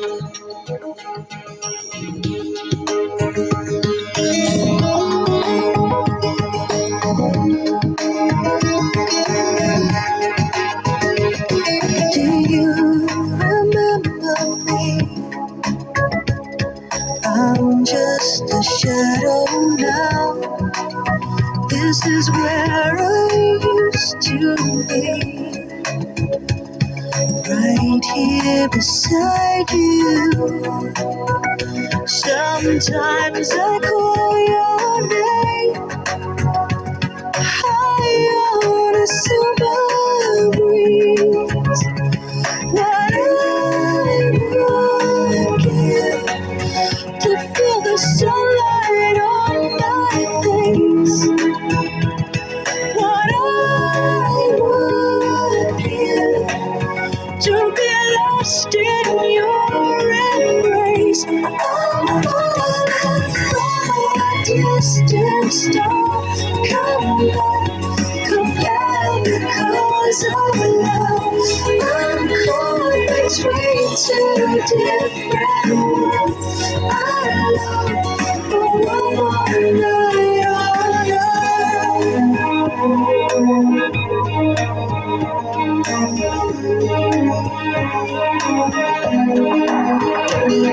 Do you believe in dreams? That's how I found you. But I can't be revealed till you take a leap of faith. What I would give to feel the sunlight on my face.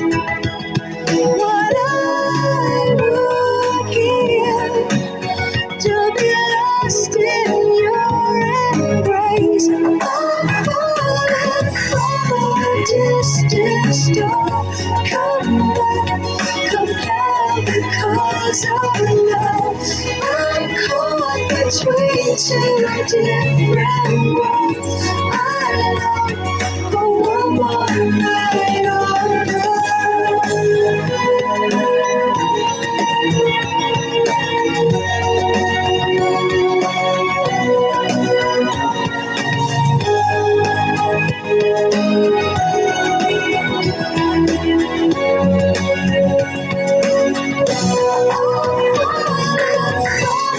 distant star. Come back, compare because of love. I'm caught between two different worlds.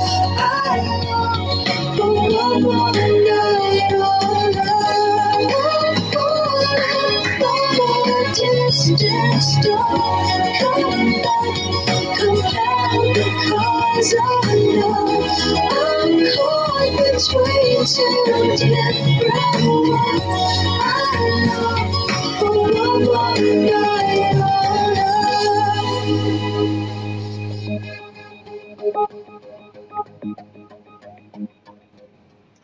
Oh yeah, there's another Twilight Zone episode, sort of on the theme of this song. Somebody's kind of caught between things, and the car accident one. Yeah. Okay, let's do the codependency quotes here. So here's here's the hypnosis one. Yeah, the hypnosis. So in cartoons, they would hypnotize people, right? So being dysfunctional is like being in a hypnotic trance. Narcissism is hypnotized. Codependent, we're basically, most of us are kind of hypnotized in a way. For example, um, when the person chooses somebody just like one of their parents, that's like a hypnosis. They were hypnotized to do it. Oh, curtains are coming down. Okay.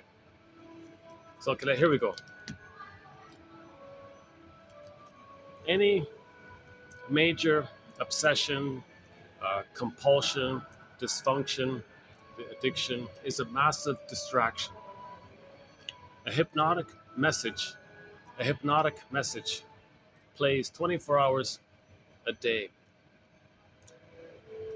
They are a form of self hypnosis, a spell, if you will, cast by the lost childhood experience. For example, to the anorexic, quote, "You're not thin enough." Um, to the substance abuser, no, you're nothing. You need another drink. To the workaholic, come on, prove yourself. Get this thing finished. We must first pull the person out of that hypnotic spell and thus break its cycling, uh, gripping distraction. Somebody said, "What hypnosis? What are you talking about?" Yes, hypnosis. For example, the old comedy, uh, and these old comedies, uh, they would they had a certain way to create a hypnotic trance. The way they would create the hypnotic trance is to swing a pocket back and forth in front of the subject's eyes. It worked. They did it on Daffy Duck. They did it on Sylvester the cat. They even did it on Bugs Bunny too. They go into a hypnosis. Um, they go into hypnosis that way in lots of other cartoons as well. Repetition, the swinging pendulum becomes hypnotic, and the addiction cycle we are now familiar with is extremely hypnotic for that reason. Okay, there's a little slight wordplay in this one here. Um, so the repetition compulsion, it's hypnotic. We're doing it again and again. It's like that watch. So the baby's hypnotized, the child's hypnotized. Okay, so the hypnosis is that, okay, under hypnosis, baby, um, when you grow up, you're gonna play one parent and find someone else to fill in for the other role. Okay, okay. So when you grow up and you see somebody uh, like who has the personality of the one your role model parent chose, spellbound, trance, quack, you're gonna marry them. Okay. So the quack idea was the hypnotist would say to the stage hypnotist took somebody from the audience and they did the hypnosis thing on him.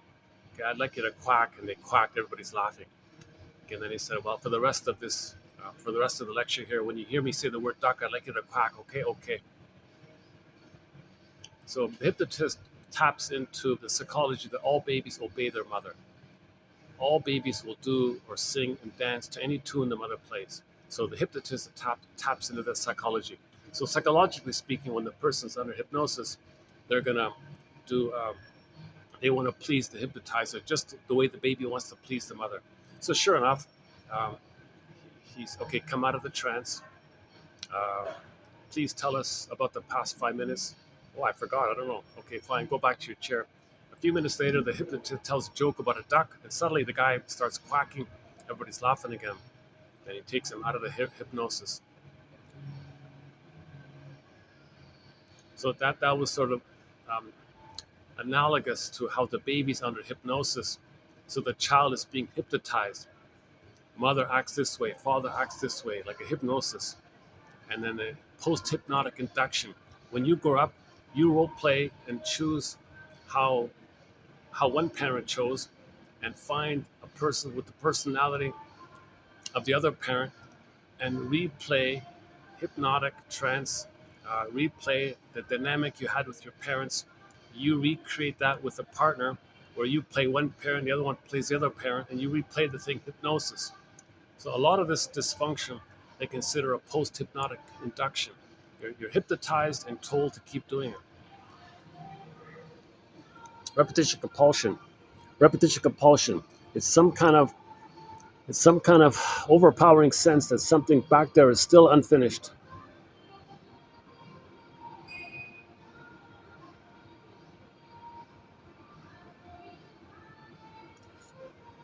Codependency is the fallacy of trying to control interior feelings by controlling things, events, people on the outside. Okay, that's Karen Horney calls that the paucity of inner experiences that leads to externalized living. You're codependent on others to regulate your feelings. So if you shame them, you shame others, you don't feel your inner shame. Coax others to be angry, you don't feel how you're angry. Passive aggressive people might do that. So you're dependent on others being a proxy for your feelings, to express your feelings for you. So that's like a codependent kind of thing. But the fallacy is you think it heals you. Your answer to the question, what do you seek most in life, may reveal some compulsion.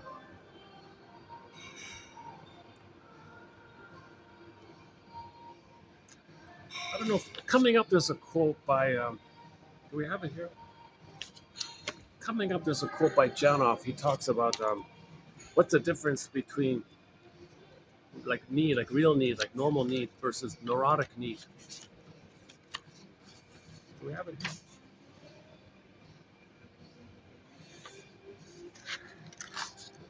Hold on a sec.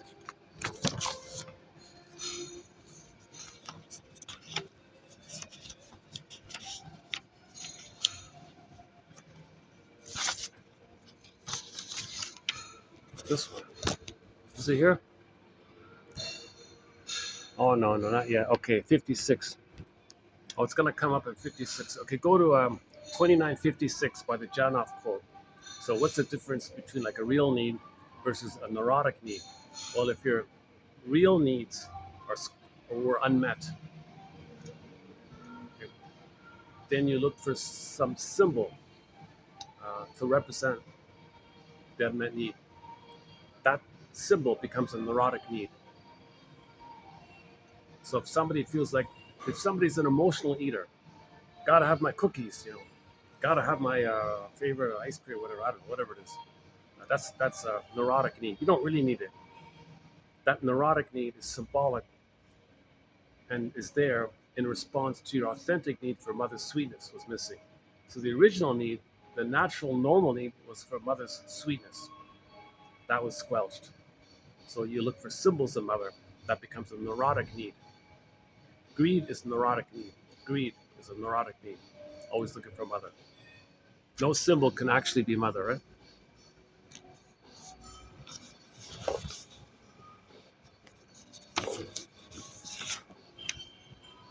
Where are we here?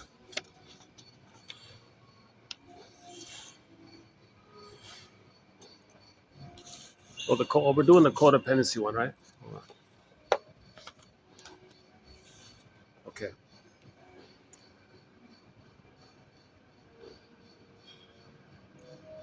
So your answer to the question, what do you seek? Okay, that might be a neurotic need. That's some kind of compulsion or obsession, right? The codependent is bound and tormented by the way things were in the dysfunctional family of origin. The ghosts of our past wrap their eerie fingers around our present. Sometimes they whisper, sometimes they shout. A lower functioning codependence life, i.e., the clinging vine narcissist, is punctuated by extremes. Personal relationships are marked by extreme ups and downs, hots and colds.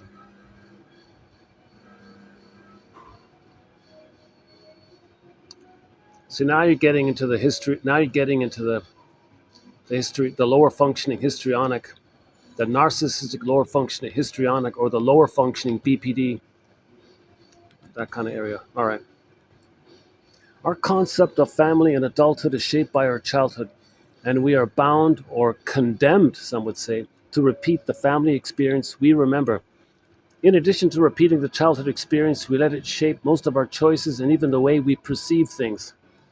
Logical and rational thought cannot alter the first two items.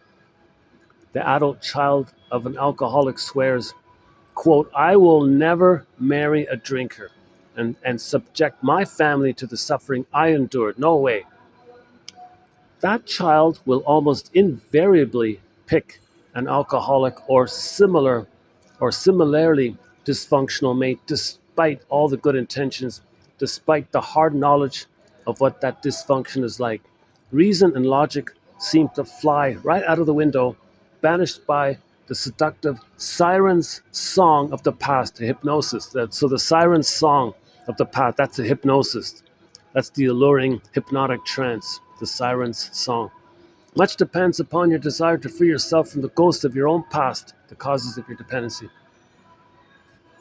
Yeah, that's what we just said, right? It's like a compulsion, like a post-hypnotic, like when the hypnotist says duck and the person goes quacking. Whoa, it's like it comes from the place where the baby, yes, mommy, like all of the baby's energy is to connect to the mother, relate to the mother. Yes, mommy, like a. So that quote, so um, the example by Miss Teacherth was um, the firstborn was a daughter, right? So she copied after the father, and she hated her mother. She said she physically left home at 17, and said that she would never marry uh, any man who was like her mother. No way. She hated her mother. She left home to get away from her mother.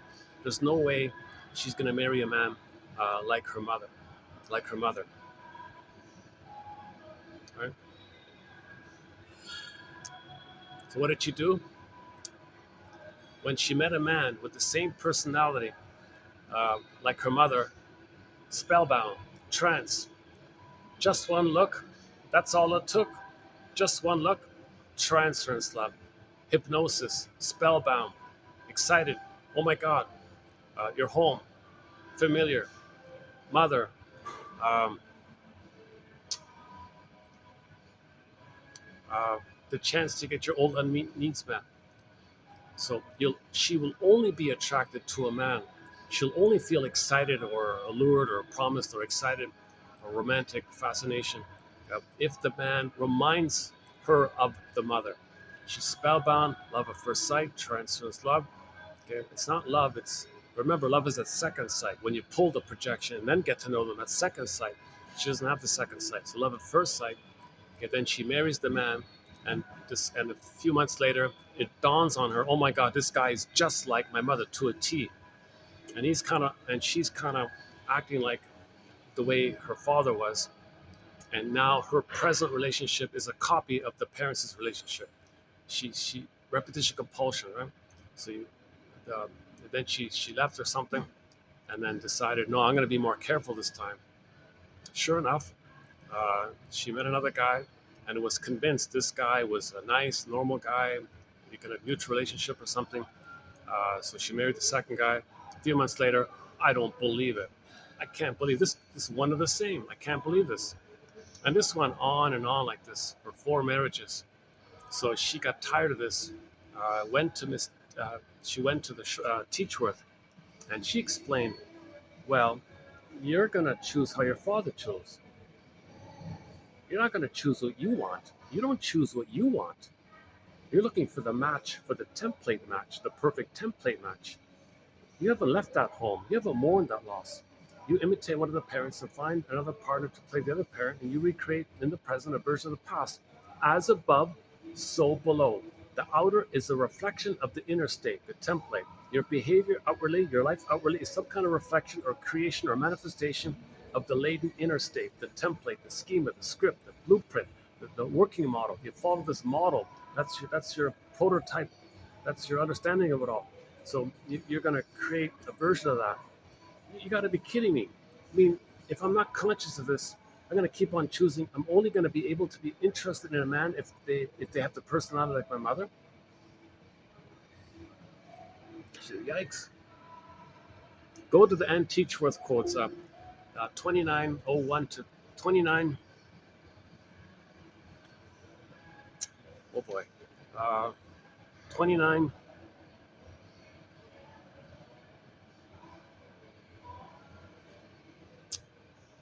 Was it 41 to 3? No. It might be 21, 29, 41 to 3. I think that's it. 29, 41 to 3. Try out those ones. It's just done recently. We did a 3-video special run on the work of Miss Anne Teachworth, her book entitled Why We Pick the Mates We Do. A widely available, popular book, Why We Pick the Mates We Do. It's currently in its sixth printing. Um, you can get second-hand copies, kind of thing. It's a great little book. So she doesn't help couples to communicate with. When a couple comes to her and they say, "Please teach us to communicate with each other. Please teach us some conflict resolution skills. Please teach us how to listen and give empathy and communicate with each other." No way. I'm not gonna fall for that. No way. You, ma'am, I'll see you on Monday. You, sir, I'll see you on Tuesday. Okay. So Monday she comes in. She says, "Oh, I see. So I'm gonna role play with you." So what are we doing here? Uh, the focus, Miss So and So, is the parents in your head. The parents in my head, yeah, that's my client. Your parents in your head, that's my client. That'll be our client.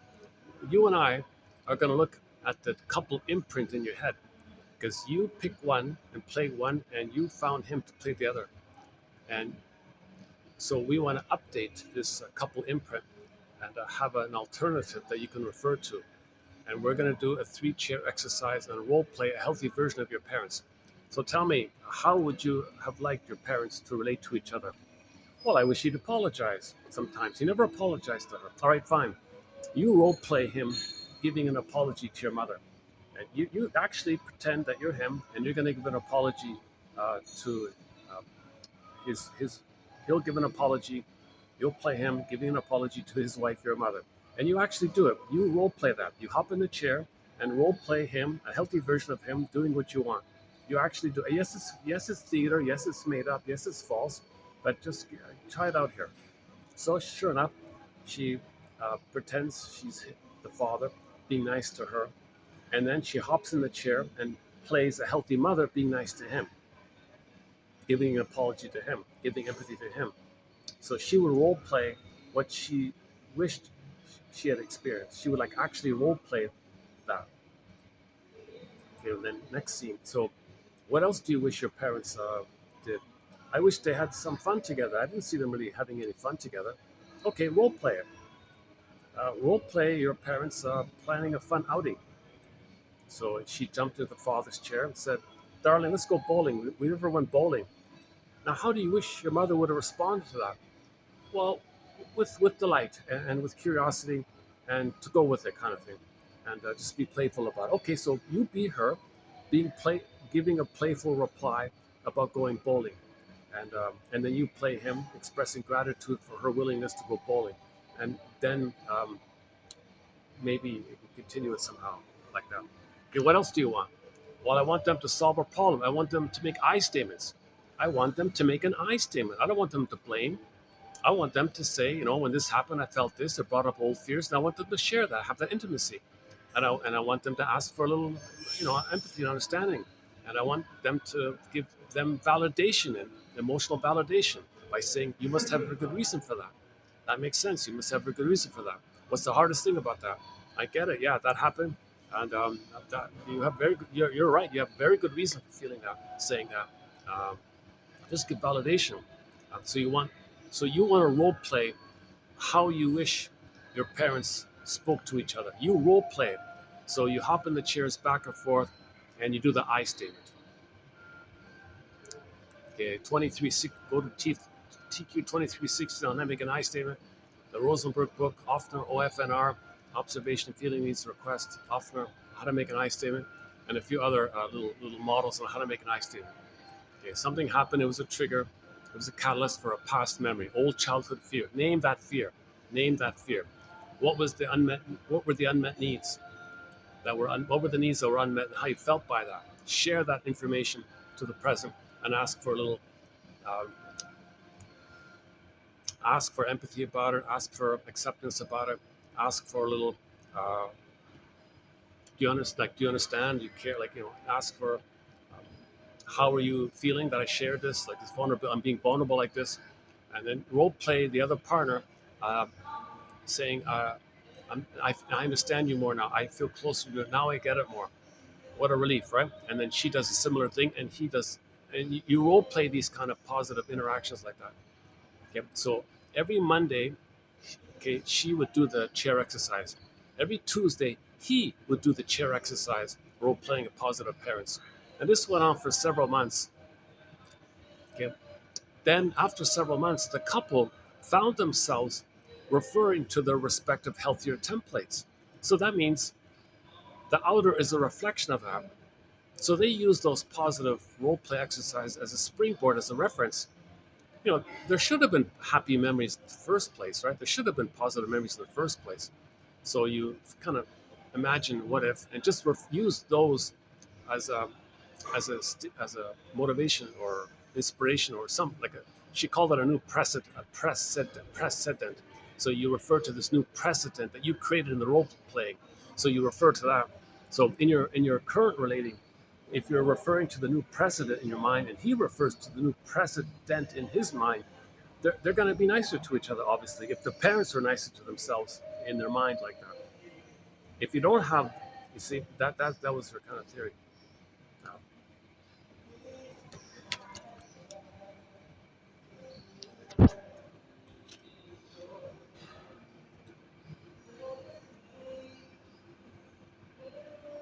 where are we here? Oh yeah, the reason. Oh yeah.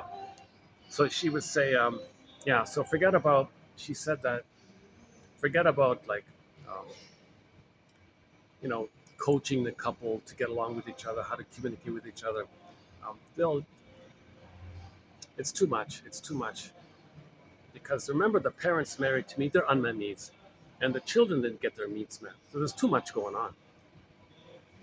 They got to come from some kind of positive ground, right? She's got to come from a positive ground in the head. He's got to come from a positive ground from his head. Then they can relate. Uh, then now they got a chance. But if they're both coming from their painful imprints, respectively, it's a mess, right? Fully drawn mess, right? Much depends upon your desire to free yourself from the ghosts of your own past.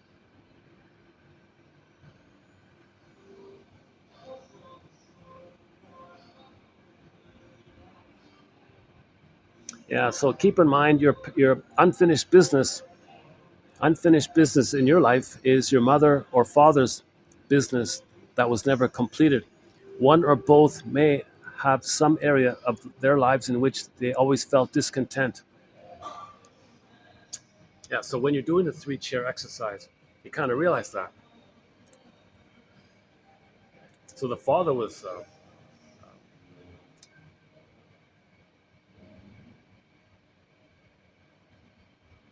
so if your parents are discontent, your relationship will be filled with discontent, right? If your parents are opposites, you'll be in an opposites kind of marriage. If your parents are alike, you'll be in a relationship where it's alike attracts like. So one guy was sort of like a very flamboyant character, open flamboyant character, right? But in his brain, the parents are opposites, and he had a colleague, a woman, who was the opposite of him. So he was attracted. He was attracted to her, but in her brain, it was like attracts like. So she had no interest in him. So in her brain, she'll choose after one of the parents, and that parent chose someone that was just like him or her. That means she'll do the same thing. She'll choose someone like that parent chose. So it'll be like attracts like. But in the fellow's head, the parents are opposites. Okay? So in the fellow's head, it might have been that the father, whatever, the father was a turtle and the mother was a drama queen. So he role modeled after the drama queen that wants to marry a woman who's like a turtle. And this woman is maybe like a little shelled off turtle like that. So the turtle, if the woman's a turtle and her parents, sorry, if the parents are both turtles, she'll um, end up marrying a turtle either way, right? Um,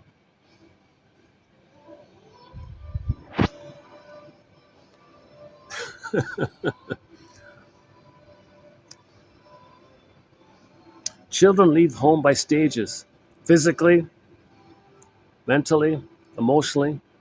They venture forth from the nest, often before their flight feathers are grown.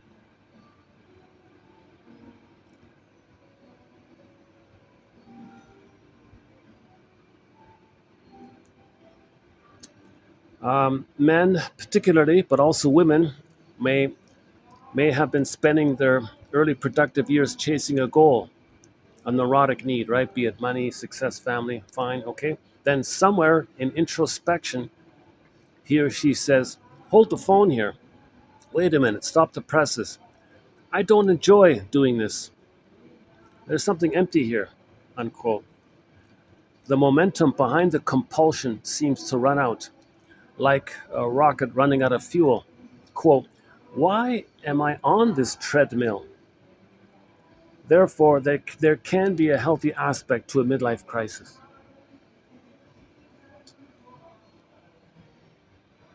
So the quote from the lawyer guy, he had it all, drove a fancy car, but he was unhappy, did the midlife audit. And then finally, after the audit, he said, "Finally, I'm becoming the person I was meant to be." Okay, this next one here, they talk about the idea that parents neglect, emotional neglect, ignoring them. That's a kind of abuse. They call it passive abuse. Mainly it's neglect, right? Uh, Parental neglect can cross over into it being abusive. So they call it, their phrase is passive abuse.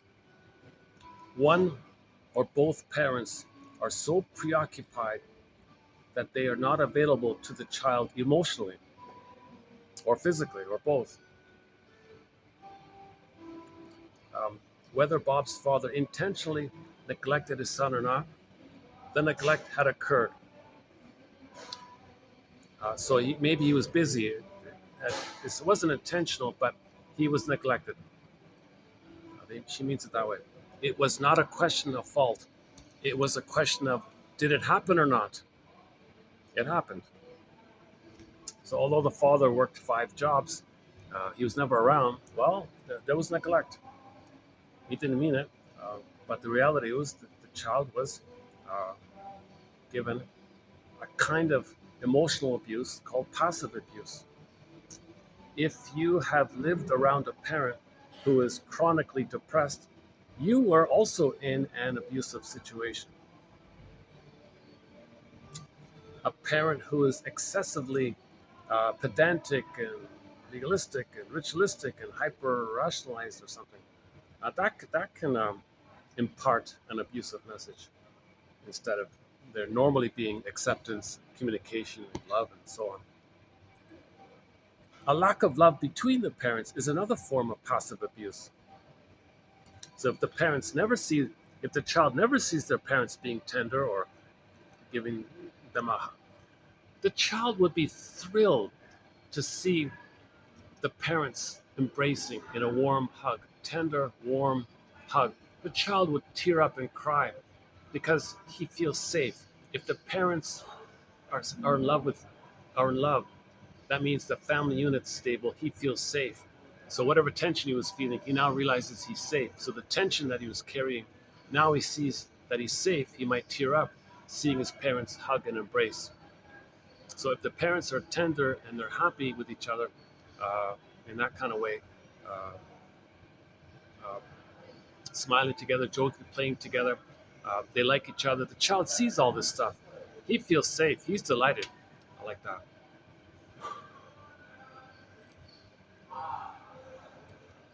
But if that's missing, if the parents are always seething with each other, on eggshells with each other, there's a kind of a hostility, seething, covert, quiet, cold hostility between the two. You know, they're both passive aggressive, they're stonewalling, whatever they're doing. The child, they regard that as a kind of abuse on the child to grow up with that constant seething thing. But that's the template. He'll grow up and recreate it. Let's say the child did grow up in a loveless home. He'll grow up and recreate it. He'll recreate it, right? Because you haven't left it. It's unresolved. It's unfinished. You don't know what else there is. You're hoping to magically get a better outcome for the past. Okay, so we'll get to these quotes in 29:55. So today we're doing a 48, right? 48.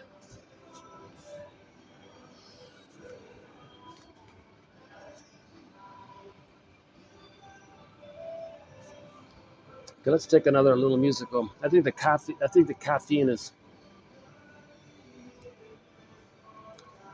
not too good for me. I don't know why I keep drinking it.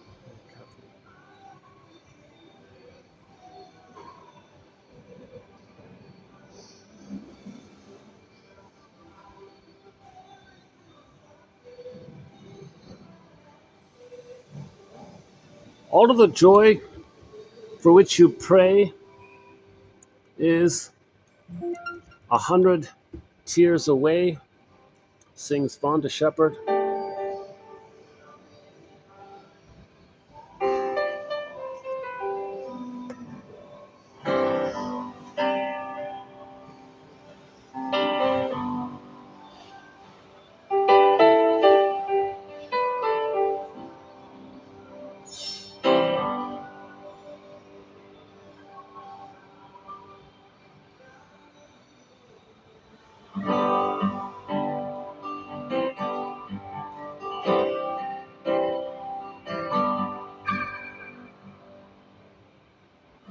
Go ahead and cry now.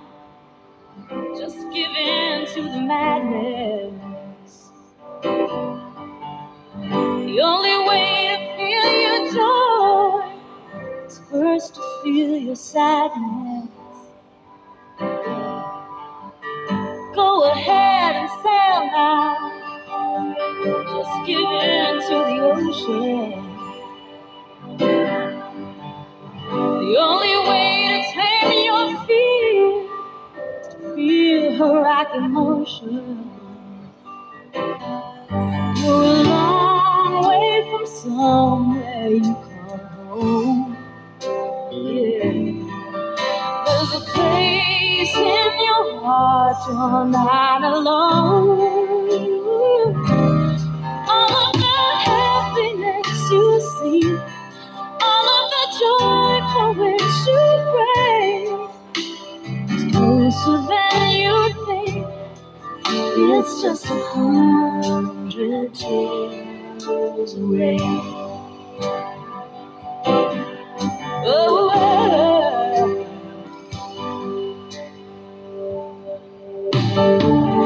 go ahead and listen. Just give in to the voices. Think you're backed into a corner. Got so many choices. Well, you can't save all the hungry, no, the lonely or the dying. Sometimes we just want to give up. Fools like us keep trying. You're a long way from some place you feel safe. Peace of mind comes from just one place. All of the happiness you see, all of the joy for which you pray, closer than you think. It's just 100 tears. So whatever it is that'll make you feel good, have if you wanted to do that you could. You can have it all, baby.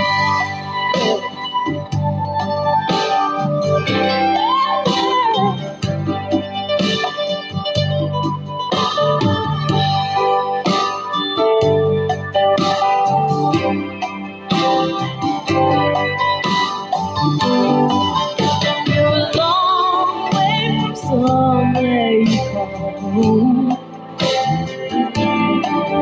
There's a place in your heart, you're not alone. All of the happiness you see, all the joy for which you pray, it's closer than you think. It's just a good tale. All of the happiness you see, all of the joy for which you pray, closer than you think. It's just 100 tears away.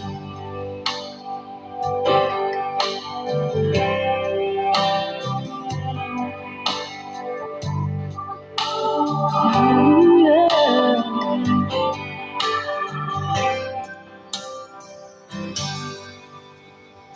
Inside Out 1. That was sort of one of the main messages of the film Inside Out 1. Okay, so the character Sadness was sort of tolerated to a degree, and they put a circle around her. Okay, Miss Sadness, you stand here in a circle. You push your toes in. You keep it all to yourself. Just stay in the background or something. You're not important. Come on, just stay in the back, right? It didn't work. The Riley Sadness, Joey can't be there without Sadness. Now, then finally they realized Sadness had to run the console. Then Joey can come back. So Joey is there. Um, Joey and Sadness are at the console. They zooped away, and fear, anger, disgust. That's the survival stuff, anxiety stuff, miserable, pitiful, infantile, not making sense. A jungle slogan, come on, just either or thinking, my greed, your greed. So just, it's a miserable, stress, pain life, cynical, sarcastic. It's anger filled. There's no love or affection or play or creativity. Just so, anyways, you want to get joy and sadness back, but joy can't come back unless sadness first comes back. All of the joy for which you pray is 100 tears away. So sadness has to run the console first, then joy can come back. Same thing in Inside Out 2. Joy and sadness and the others were zooped away, and then you see sadness come up first, and then joy at the end came back. So joy sort of runs the console, and then in the end, you want to get joy back. That's the blue jay of happiness, the bluebird of happiness. Shirley Temple talks about, right? So we want to climb every quotation, um, free associate every Twilight Zone episode until we get the bluebird of happiness from within. So the blue jay symbol for just a pleasant feeling, I think, right? Okay, today's batch here. Actually, it's a fun batch. To tell you the truth, yeah. 3 Faces of Eve. So I've been talking about it a fair bit recently. So it describes this whole issue. Okay, so the woman would either be Eve White or Eve Black, right? And when she's Eve Black, and it comes back to Eve White doesn't know that she was Eve Black. So she's like doesn't remember, kind of thing. Really? Like, so when she was Eve Black, she was drinking a lot of booze, and then when she turned to Eve White, she had a headache. Why does she have a headache? Why does she have a hangover? She didn't drink. Oh yes, she did. So it's like that's kind of like code for the splitting thing, like either or, like that. She's either one way or the opposite way. So Eve Black was a very rebellious, mischievous, didn't care kind of a thing, uh, like the rebel one. And Eve White was the overly compliant, overly dutiful, overly uh, accepted it all kind of thing. But the real feeling is the anger. That's the Eve Black one. So it's kind of like that. So Eve Black could be kind of like the double of the if the character is Eve White. But the point is, you don't want to come from these two dysfunctional modes. The the, the deep acceptance that you gotta be self-defeating to get along with your mother, but you really feel so angry. But you don't want to be in this vindictive mode like that. Um, so that's Eve White and Eve Black, right? And the, the show is just the idea of MPD is just a vehicle. It's just a vehicle. It's not real. It's not real. It's just a vehicle to show you, like a Twilight Zone thing, the inner psychology. Outer is a reflection. It's just a symbol of inner psychology. So the inner psychology is you got these two, the splitting mechanism, Eve White, Eve Black. So you see that for most of the film. She goes to the therapy guy. We don't see the therapy. We don't really see any kind of therapy other than the shrink saying, maybe Eve White and Eve Black should get to know each other, talk to each other, like connect and synthesize, and then poof, you get the Jane mind. That's the only kind of therapy idea they had. They kind of made a joke about the therapy guy. They just put some pompous guy there who was chain smoking a cigar. All you see was him blowing smoke in the thing. So it was a blunt kind of parody to Mr. Freud or something. Look, there's Mr. Freud or something. He didn't say anything really too much other than that one comment. So it's kind of disappointing. I missed the opportunity to see the analytical process. Anyways, same like Inside Out 2. You don't see Riley talking to anybody on the couch. You just see what's going on in the healing journey as if she were talking on the couch. Likewise, Three Faces of Eve. So you saw the two splits, Eve White, Eve Black splitting. They even made it very clear, white, black, and splitting, either or. So finally, therapy, okay, 3 years pass. And then the Jane mind appears. And Eve White, Eve Black, poof, they disappeared. And she's all good. So she built the arc. She built a conscious, central, reasonable adult mind that floats above the water, conscious. When you don't have that conscious mind, you're swimming in the unconscious, which is Eve White, Eve Black. Okay? Freezing parent, frozen child. So Elan Golem's model is frozen child, freezing parent. So the frozen child would be Eve White, the freezing parent would be Eve Black. But you want to identify which construct is operating, okay? Which puppet master is running you, the Eve White or Eve Black, frozen child or freezing parent. Okay? And you step back a little bit. Well, those are relics from the past. It's bittersweet to be like that. So build the adult mind, build the ego, build the Jane mind, build the nest, build the ark. When Noah says, when they say Noah builds the ark, that's code for we build a conscious mind, a reasonable mind, okay, to stay in the present, to hold and contain the two. That ark is like a container to hold the two. So when you get the Jane, the two are held, they're fused in, and they poof away because they're sort of integrated into the new mind. That's the healthy mind. So you don't need the disturbed false beliefs. So they're kind of integrated in, or they dissolved away, or have minimal effect on you, and you're mainly operating on the Eve mind. So the Jane mind is the third side of the coin that holds the two, and you got the new one, and so that's like a whole coin that holds it all. The diamond, it's a whole one thing like that. So I thought that was my favorite scene was the kid. Come on, mother, be the Jane, please be the Jane. Don't be Eve. I don't like it when you're Eve. I don't like it when you're the depressed, moping, wayfish, sort of miserable kind of woman as Eve White. And I don't like it when you're in rebellion mode. You're dangerous. And Eve Black actually was filled with rage and took it out on the kid at one point. And the father did one good thing. He stepped in and protected the child from Eve Black. That's why the kid had to be sent away, because she was really violent. They really kind of a shocking scene to see that. Maybe that's code for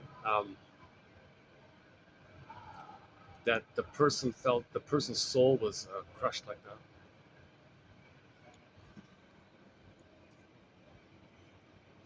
Okay, so these MPD cases, they're not real. Maybe you can think of it as internalized imaginary companions. You might do it that way.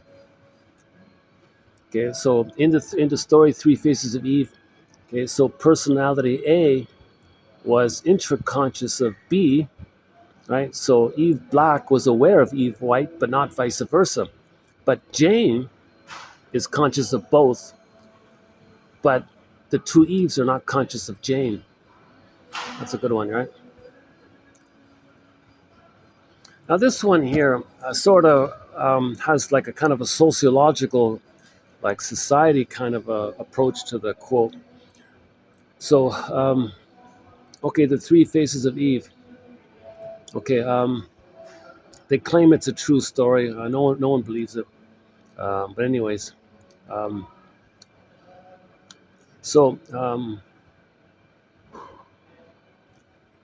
okay, so the film reflects post-war tropes about prejudice and gender, the racialized characteristics evoked by Eve's differing personalities are explicit down to their names.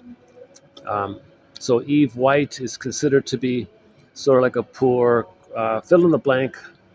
I don't want to say it here. Um, a woman who's abused by her husband. So apparently in the South, in the 50s, a lot of men were abusive. So she's the victim like that. The second personality is Eve Black, um, revealed to be a wild woman whose behavior is associated um, with the prejudice on a prejudicial way. I don't really believe that. And they associate jazz music in that area. Um, so, quote, Eve Black was a loose, lurid creature with a brash, go to hell attitude. Okay. Eve Black is fully aware of Eve White and everything she does, and she can even pass herself off as the other personality when she chooses. Significantly, however, Eve White uh, blacks out when the other personalities come to the fore. With the aid of the shrink, the third side of the coin, the third personality finally emerges, a healthy one that is neither a wild nor pitiful, I guess, and tellingly is also not less southern. Um, Eve becomes the desired middle class white woman and is cured. So they even associate the the two Eve Black characters, like the southern abusive lifestyle, and the middle class behavior as the regular ones. Okay, that's a little bit interesting, but so I left it in there.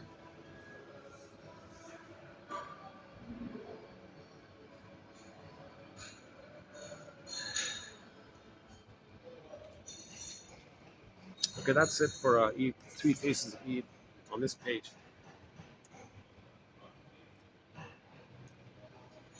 In 1890, there was a book called The Double Ego.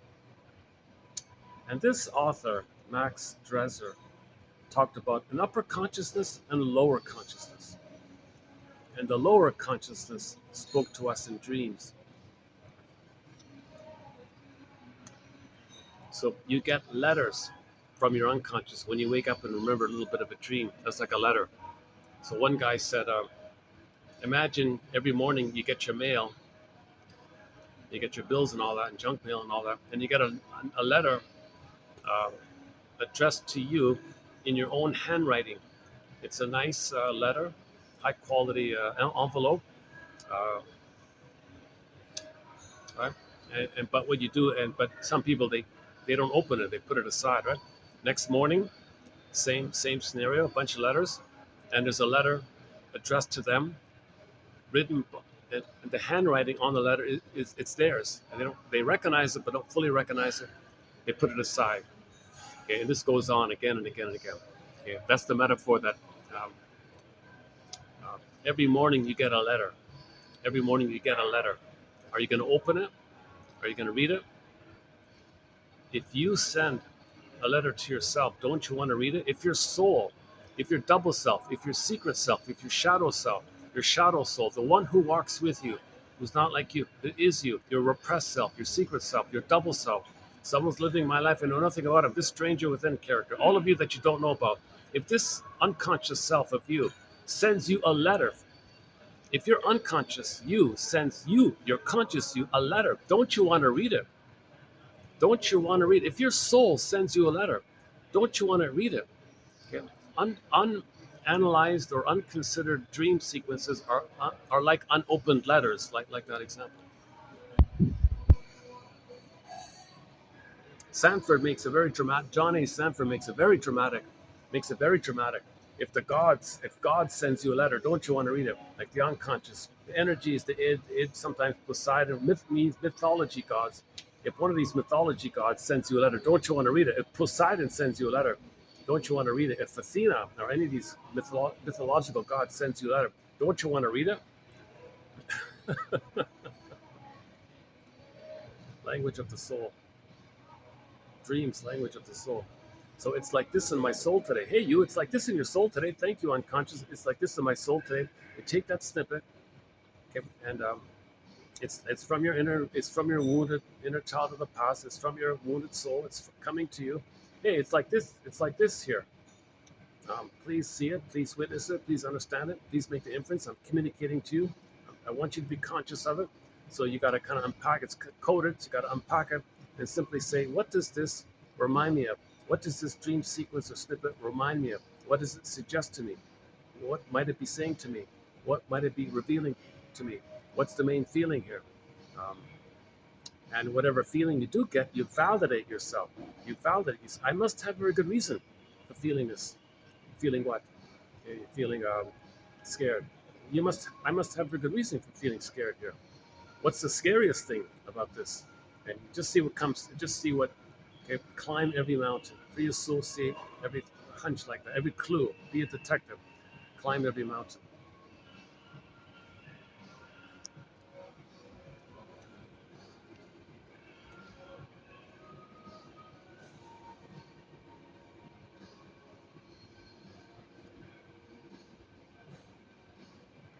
Climb every mountain. Okay, so let's climb a few more mountains here.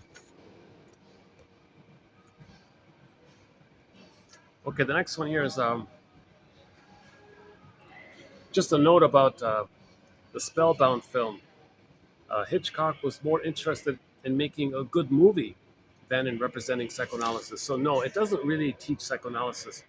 The backdrop is psychoanalysis, and there are a lot of psychoanalytic ideas there, but it's not really formally trying to teach it to you. It's just a typical. It's just another whodunit, he said. Uh, so it's about making money and selling films and all that. Nevertheless, there are still some little crumbs about psychoanalysis, um, and they poked fun out of it. They they made fun of it. They made fun of it all. Um, so I could run through the various little snippets of Spellbound. We've done it in previous videos here.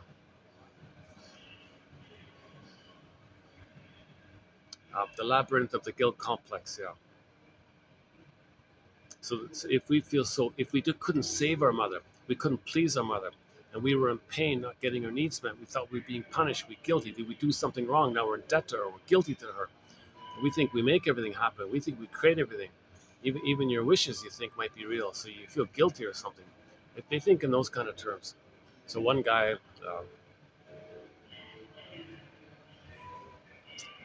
felt guilty over an accident.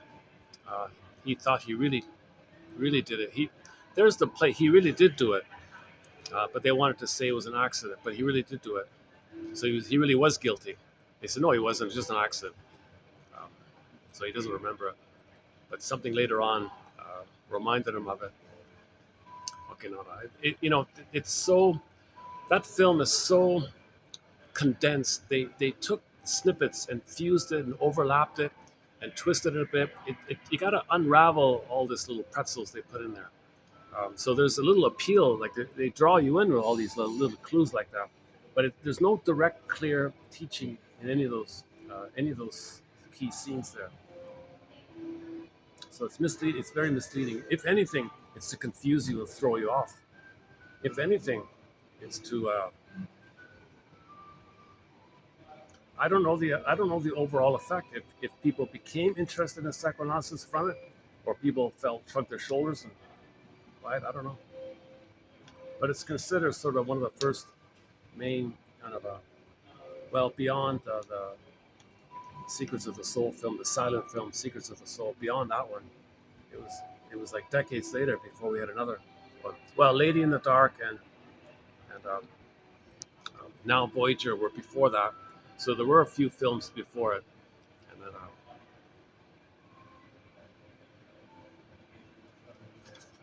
That Uncertain Feeling also. Three Faces of Eve was in the 70s, right?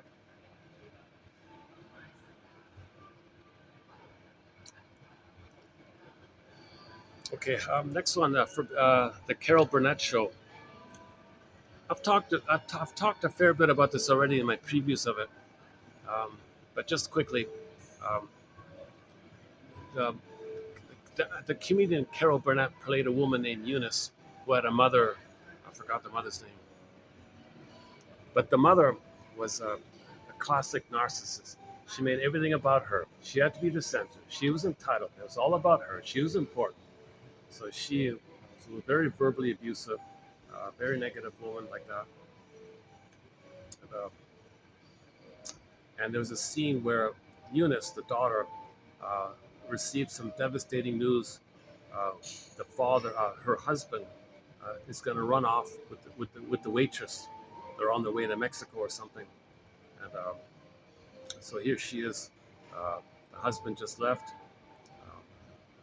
He was a real. He should be happy. Eh? He should be happy. She should be happy. He was a verbally abusive fellow, anyways. But anyways, from her perspective, my husband just left.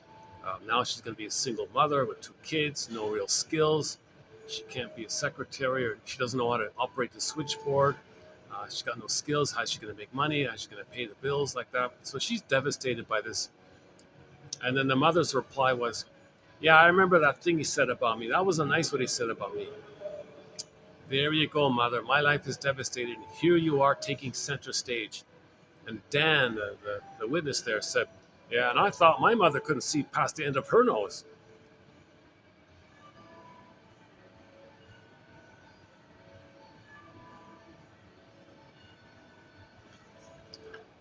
So in the dictionary, it says to not see one beyond your nose or not see beyond the end of your nose means to think only about yourself and your immediate needs rather than about other people or wider or longer term issues. Quote, "Time to act your age. You're too busy thinking about you and about everything to do with you that you don't see beyond the end of your nose." Collins Dictionary. Quote, "Onward still he goes, yet never looks forward further than his nose." An old one. Quote, "My life," okay, Carol Burnett, "My life is shattered, and here she sits taking center stage." And I thought, my mother couldn't see past the end of her nose, says Dan, the visitor there. Okay, so this is related to our topic on narcissism. They're the center stage, can't see beyond their nose, so imagine at the end of the nose like a little bubble around the person. That's all they care about, that's all they see. Um, they're trapped in this little mirror like that, trapped in the mirror. So, okay, the source point is that the baby didn't get the oneness of the mother. Baby thought the breast was his possession, a thing that he owns, that's supposed to serve him, it belongs to him, that's supposed to feed him, and if he's angry, the breast mother soothes him, sends him love, baby sends out his anger, mother comforts it, processes it, metabolizes it, recognizes, understands it, responds with love. Baby sends out distress, mother sends love. Okay, so it's kind of one way like that. Baby gets the goodness, can send out his anger like that. Mother sends goodness and love and acceptance, understanding. Oh, I see. I'm sorry, baby. Let me make an adjustment here. Baby says, and baby doesn't say thank you. He's entitled to be fed like this. So this is a continuation of the uterus time. The center vein sends down the fluid, the goodness, down the center vein, and the baby's waste elimination go up the other 2 veins that spiral helixly upward toward the placenta. Takes care of it all. The center vein sends down the food, oxygen, nutrients, all the good. So the baby gets all the good, sends out all the waste. Mother deals with it, sends out the goodness like that.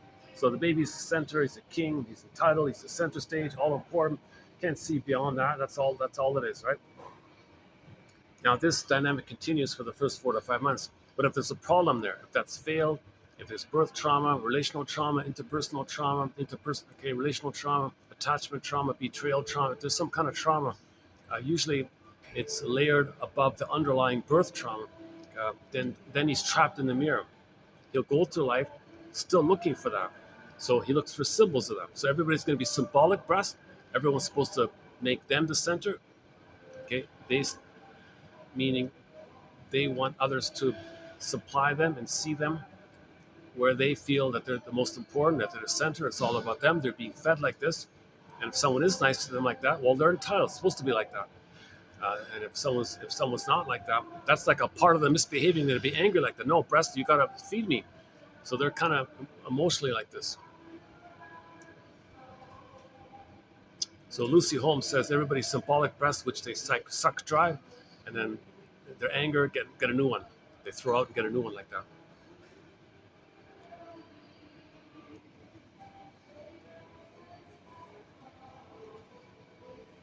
So people with narcissism, with NPD, or any distinctive personality patterns, which includes narcissism, they're going to be in that mode. They're entitled, they're centered, it's all about them.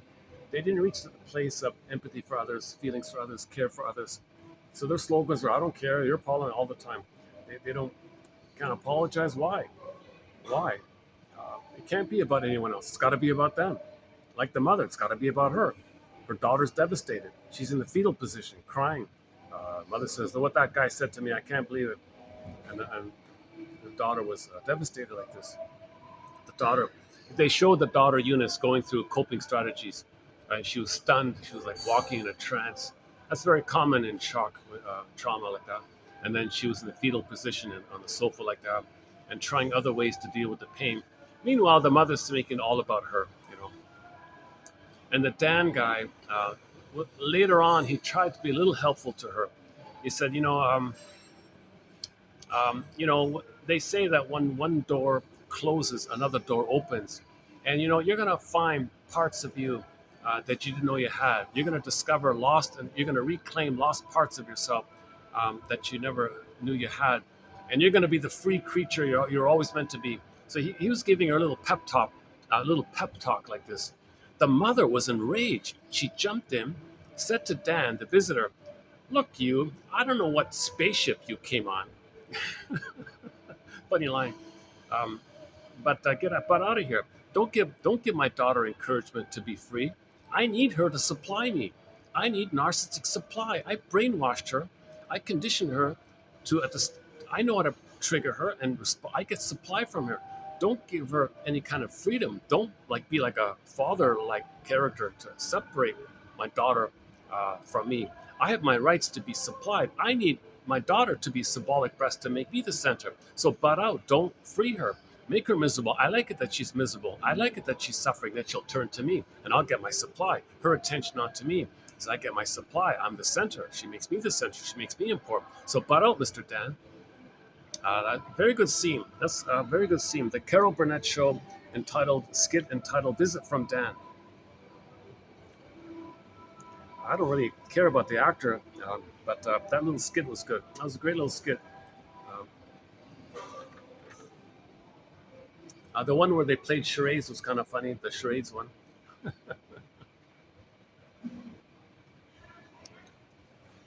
A similar example comes from a book called It's Not You, It's Your Mother, where the one woman was about to have a baby.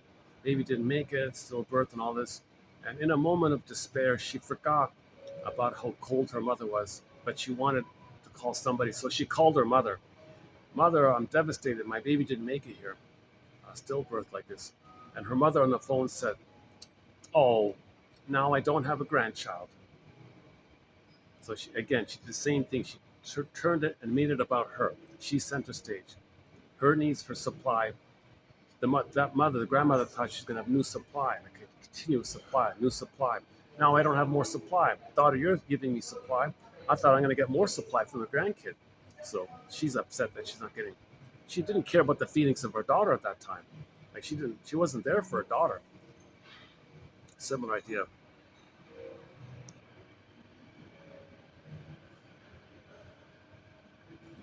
How are we doing? Let's check the time here. What is it? Oh, it's 5:28. Oh my God, it's 5:28. Seriously? Yeah, it's 5:28. Jesus Christ. I guess I got a late start. I thought it was earlier than that. Well, I barely got I've barely got like 20 minutes left of light here. It gets pretty dark here at night. Okay, sorry.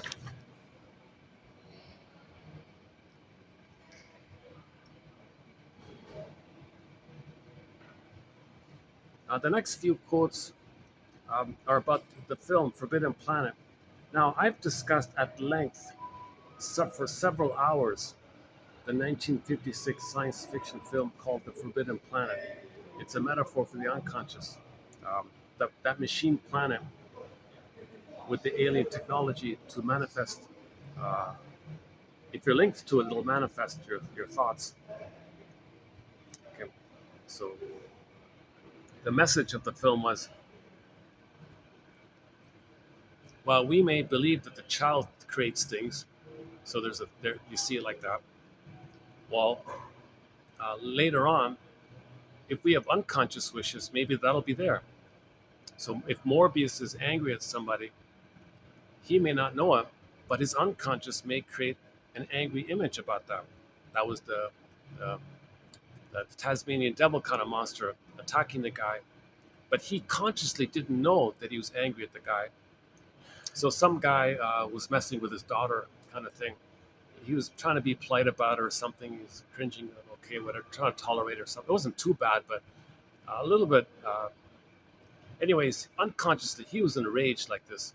So the planet machine, um, it's considered to be like a tool or a way to uh, bridge the idea that what if there was something that could make it clear to you, uh, a picture of how you feel. If you unconsciously feel angry, that'd be like a monster attacking the guy. So you'd see the guy attacking the guy, the space wolf. So the Tasmanian devil attacked the space wolf, and the other visitors on the planet, they were messing with Mr. Morbius. His that planet was his unconscious. So those space monsters were attacking those kind of guys. So the message of the film was um, that the Forbidden Planet is a symbol of our unconscious, and Morbius was linked to it. So that means it's his unconscious. Now, if he had a conscious thought, you could see him. You can see him materialize it. The planet was made by some alien race that's millions of years ahead of humans. Um, and it's funny about them. They also stood for us because they wanted to materialize their thoughts and they engaged in them. But they themselves didn't know that they had an unconscious. So we don't see them around. Okay. The other visitors um, that don't know about the unconscious, they were going to be attacked and all this. Yeah, I can't do it justice here. I can't do a quick short justice. Can I refer you to the past uh, week? For the past week, I've been talking about Forbidden Planet.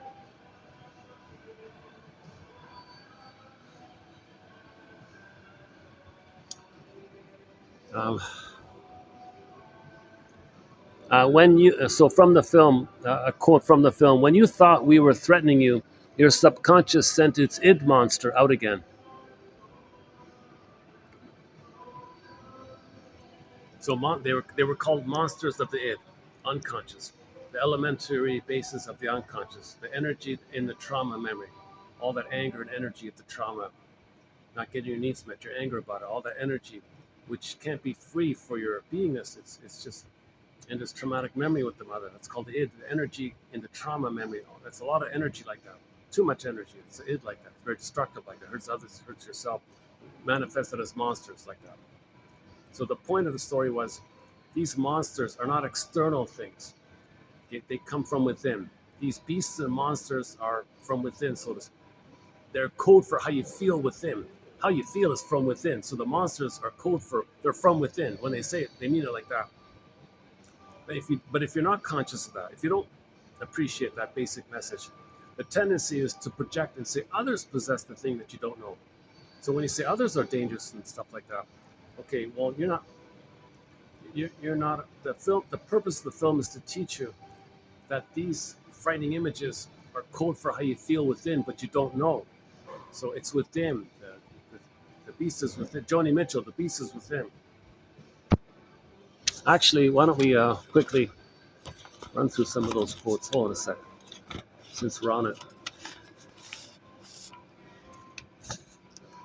Okay, in the 1956 film The Forbidden Planet, okay, so it's actualized, right? So monstrally actual, threatening the disruption of all its surveys. So these monsters are from the id. The planet machine actualized it. Forbidden Planet utilizes the literary device of a machine which makes real that which one desires to explore in metaphor the childhood thought processes of omnipotence and magical thinking. As we see in the film Forbidden Planet, the monster we fear most is within us. We also see it in the cartoon Pogo when he says, we have met the beast and he is in us, or he is within us.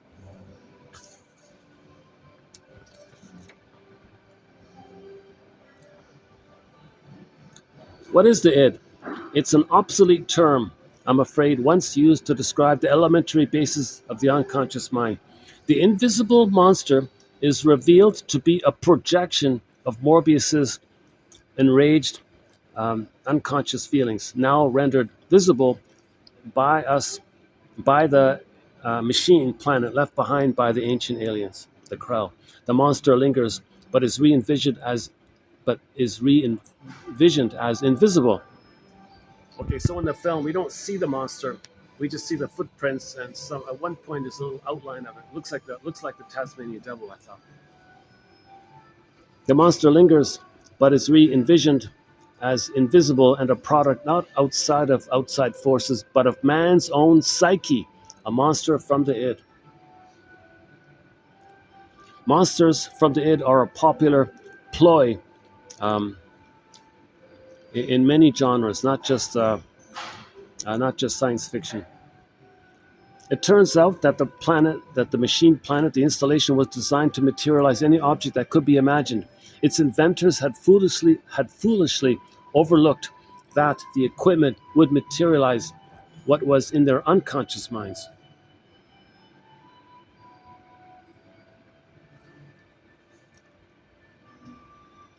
Okay, here's a key one here. Forbidden Planet contradicts the idea of the monster as some kind of outer thing, some feared outside thing. And this insight embarrasses people who are very, very traumatized and who have to deeply project.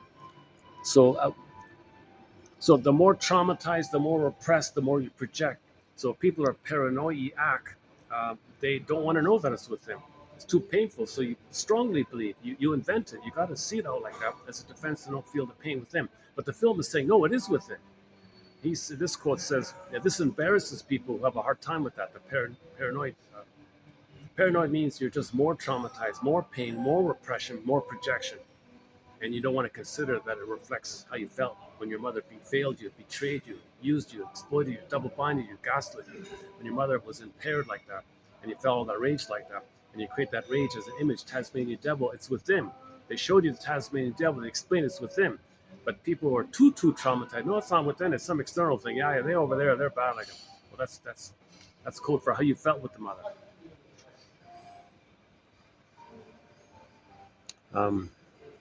Again, Forbidden Planet contradicts the idea of the monster as some feared outside thing. And it embarrasses paranoid audiences by making them face the idea that the worst monster lies within us. Your rage, your unconscious rage at what your mother did to you, that's the monster. The worst monster within you is your rage at what your mother did to you.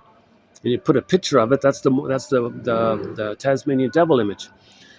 The hidden menace lurking in our minds is portrayed by this Tasmanian monster, uh, literally made of power coming from Morbius's unconscious and the atomic generators controlling the planet's entropic system. Okay, there's a few more quotes about it as well.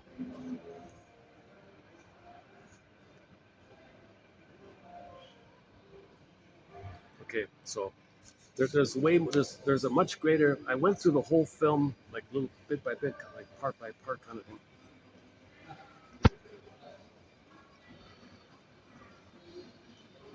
Okay, next one here. The analytic principle of the repetition compulsion dictates that we are compelled to harken back to earlier fear and troubling to recreate a present edition of that which has traumatized us in the past. Yeah, look at that. Okay, that's another way of saying it. The principle of the analytic principle of repetition compulsion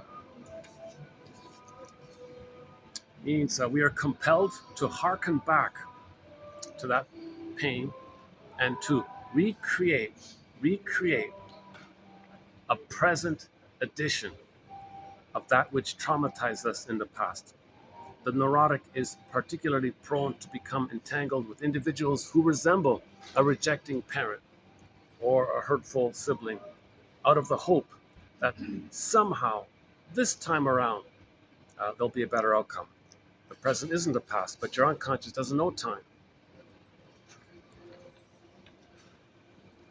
Okay, Mr. Otto Rank thinks you got to trace it back to the birth trauma. He theorized that birth could be an engram for all subsequent anxiety. But in order to be cured, Rank thought that the neurotic would have to recover and abreact memories of the pain of birth. And that's where Janoff's work picks up.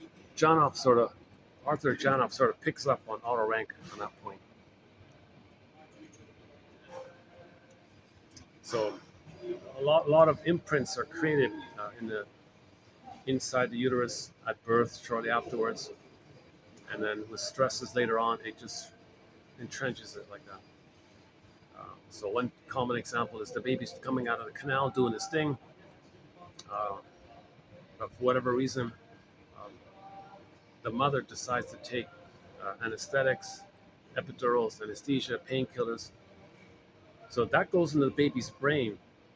He's overwhelmed. He gives up. He was doing his thing to come out, and then whoosh, he's like swamped in a swoon. So later in life, when he tries to do stuff, he gives up. That could be like an imprint.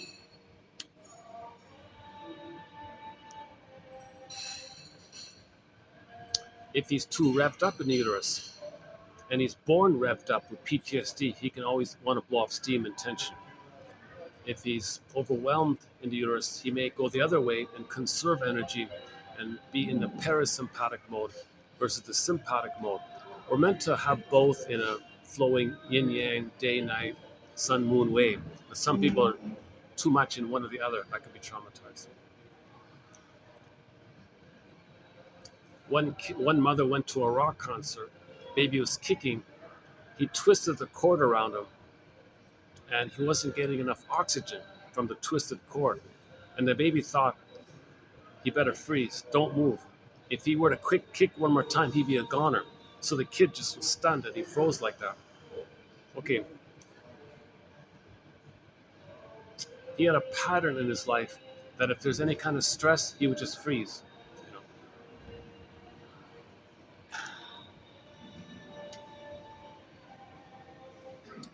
If there was a real kind of struggle in the canal, like a life and death battle in the canal, like the, the labor was induced, the contractions, but the mother is on the, she's not, she's not. One theory is the mother's supposed to tilt the tailbone back a little bit to allow the pelvic space, but on the table and the syrups or something, she can't do it. The kid might be hitting against the tailbone, and now in the pain that the baby's in and the mother's in, the mother clenches up, but the contractions get out. But the mother says, no, I'm in too much. She's tightening, but the contractions get out. Now the baby's in his life and death struggle like this, right? So that he may have that as an attitude in life. Everything's a struggle like this. And he thinks a lot of mythology, all these epic battles, the great battles in mythology, they're kind of code for this, he thinks.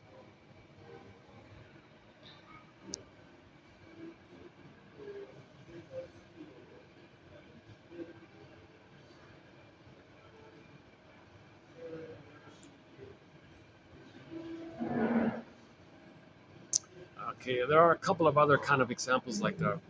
Um, So if you're interested in this theory, I would check out the Janov codes, 2745 to 70. We did a 26 video special run on his work. Not the first book, the one that made him popular. Forget about that first one, Primal Scream. Forget that. It's the following books, the 16 following books he did for the rest of his life that everybody ignored. Um, Beyond Belief, Primal Healing, uh, Life After Birth, is that right? I can't, the Janov Solution book, it's unavailable. So I'm still hoping to get a copy of that. And another one I can't get. Uh, but there are other books like The Feeling Child and Imprints and Primal Man, I think, a couple of others. So we posted, as best I could, I plucked out the top 300 quotes of his from what I was able to find. That's a good 101 psychology course, the Janov quotes. Again, 2745 to 70. So it's a pickup on this one here, that birth could be an engram for all subsequent anxiety. And then the theory is, if you're conscious of it, you might try to feel some of that. Now that part, his so-called primal therapy phenomena, I don't know about that. We don't include that material. Okay, some clients are not ready for insights. Instead, in a soothing voice, with the idea that the music of her interpretation might be more helpful at this point than the words. Okay, so if the person cares more about the calming, soothing interpretation, the kind of music like that, they don't even care about the words. It means maybe he's not ready yet for the interpretation.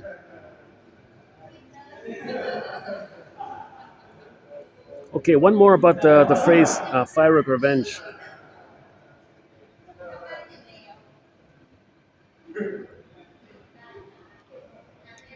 Oh, you don't hear it, but there's a whole party right beside me. Let me move to another spot. Let me check out the side there. Anyways, let me pack up here. I think they're kind of settled in there. Give me about 5 minutes to find another spot, and we'll do the last quote here. Pyrrhic revenge. Uh, okay, maybe let me just summarize. Okay, so for example, the father was abusive to the son, but nevertheless, the father sent him to school, to an expensive school or something. It was more important for him to make his father angry, and he would do so by failing school. Pyrrhic revenge. He got back at his father, made him angry, got back at him, even though it cost him an education. He wouldn't get the degree. So what? He said, I got back at him finally. He got angry. He valued the education more than me. So I'm going to crash the education. That's what he valued. Didn't care about me. He cared about the degree. I'm going to crush the degree. He'll make him angry. That's a Pyrrhic revenge. It's a deliberate, maliciously intentional activity. Like that. Another example they gave was the family company. Every member of the family had equal shares in some wealthy thing they all inherited or something. So likewise, the father only cared about money and all this. So the son took his shares and gambled it away like that, affecting the family, affecting the father about the money. He didn't care about the loss of the money. He just wanted to annoy the father, get his attention, get his response. That's the only time he can get his attention, um, to express his anger.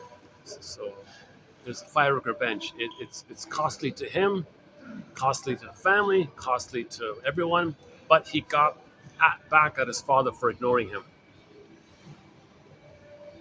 Burglar Burglar gave the example about a guy who was drinking whiskey or something, and the mother witnessed it. And the mother said to the guy, you know, son, it really, really pains me. It really, really hurts me and pains me to see you drinking like this.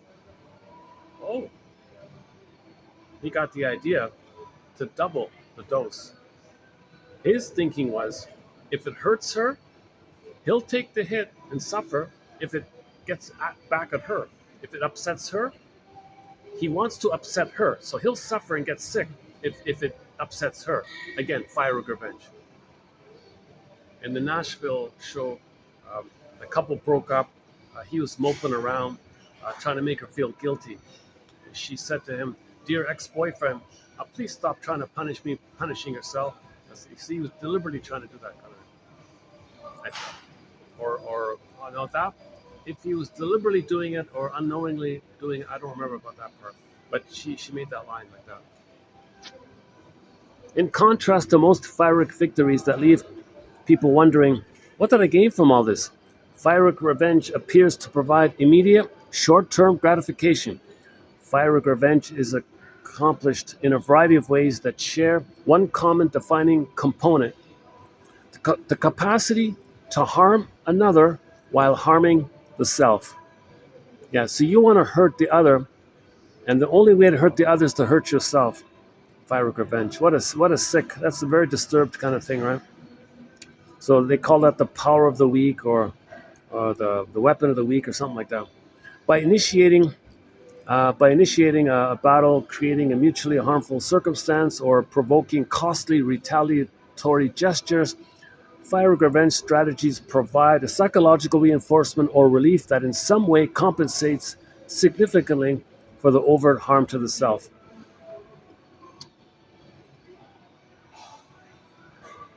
So if the son never got any attention from his father, he'd rather have him shout at him, even though it meant he'd lose his degree. Wow, for a little crumb of psychological attention, he'd have to suffer his whole life with no degree? Wow. Is it worth it? If he doesn't know that he's doing it, that's one thing. But if he knows and doesn't care, that's called Pyrrhic revenge. That's their theory. Actually, and coming up in the next one, 49, we're going to continue on it. So if you're interested in this topic, I recommend going to 2949, where we sort of get into it a little further.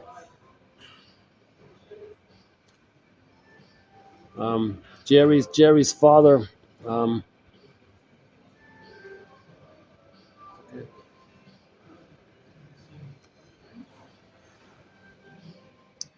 I can either do it here, or I don't want to disturb this. There's like a business kind of meeting beside me, kind of thing.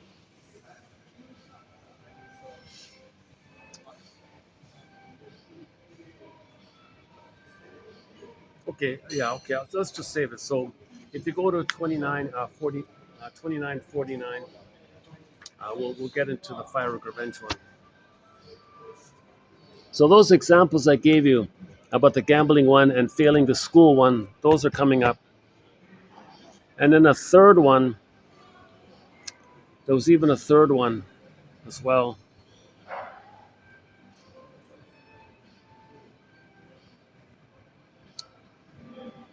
And then and Eric Byrne, and he quotes Eric Byrne. Eric Byrne calls this game, or this racket, "Help me if you can, you bastard." That's the son's anger and rage like that. So, one way to get revenge is make sure the helper fails. So you pay money, you go to the helper, and make sure he fails at his job. You're no good. You're a failed helper. You're no good.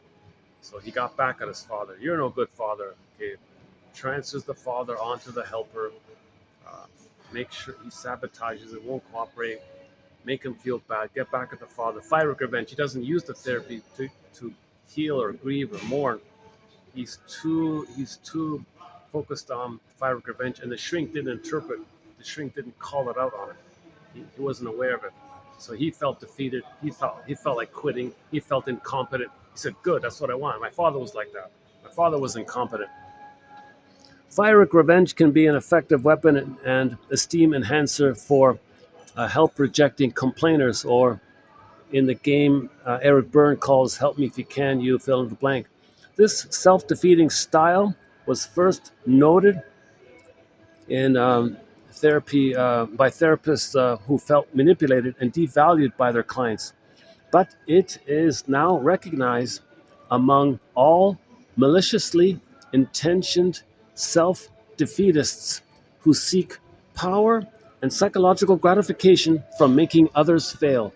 More specifically, in this form of Pyrrhic revenge, self-saboteurs summon a caregiver, demonstrate a need for help, and then thwart that person's best efforts to help. Although such self-defeatists punish themselves and lose potential benefits by blocking the well-intentioned efforts of others, they gain a warped satisfaction from the realization that they have the power to render would-be caregivers, who are presumably more powerful, useless, and at times even embarrass and humiliate them. By enacting such a strategy of fire revenge, people can achieve a psychological victory through defeat. Oh, look at that. Okay, a psychological victory through defeat. Oh, that's a very good summary statement. I didn't notice that. Okay, so you achieve some kind of, neurotic pride, or my pride. It's a defeat for me, but I got that little pride, neurotic pride of being important or something.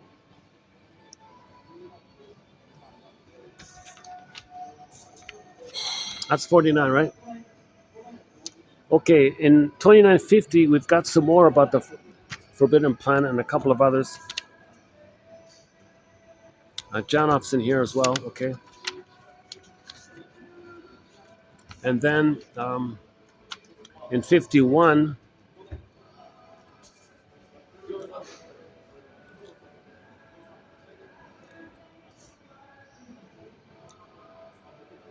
okay, the promise, the Don Juan syndrome or the Donna Juana syndrome, okay? And then a little bit about defense mechanisms.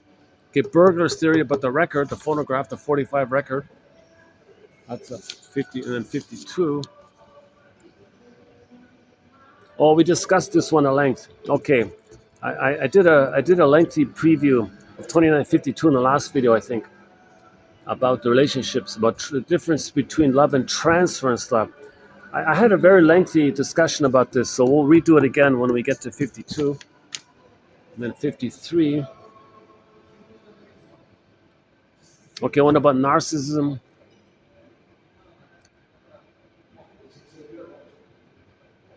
Okay, repetition compulsion. Okay, that one there. Okay, self-defeating behavior. Okay, and then 54. Dream. One about dreams. Okay. Oh, the as-if personality. That's an interesting one. The as-if personality. Oh, we've got about prejudice. A couple on prejudice coming up, and then I did 50. I did a preview of 55 already. The codependency one. So that's what's coming up. Those are the quotes that are coming up. So good, solid material here. Maybe I'll just, yeah, I won't. I'll just close it up here then.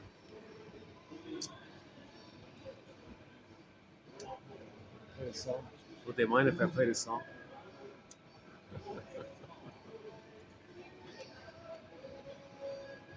Maybe I'll let them choose the song. Maybe I'll ask them to pick the song.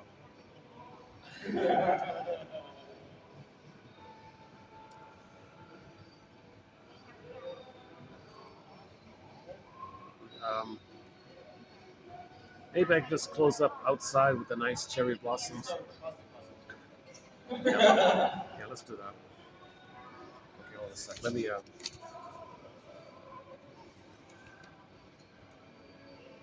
Okay, give me a minute to pack it all up. Give me like 2-3 minutes to pack it up, and I'll just go outside to close it up. Oh, we won't do a closing song this time around. So give me a second here.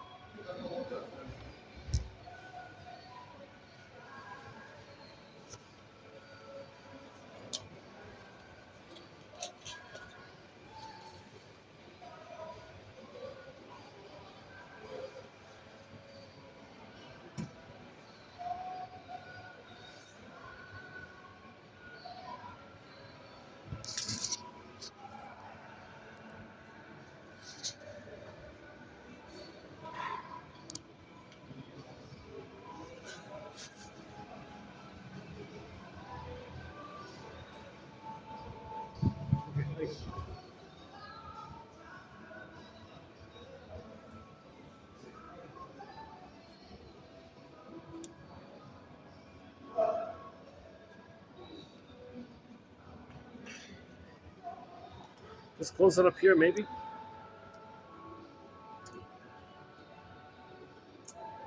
Okay, let's just close it up. Any final thoughts here? Actually, on second thought, maybe I can just play the mini speaker in the phone to close up the song. Let's give that a try. Yeah. Okay.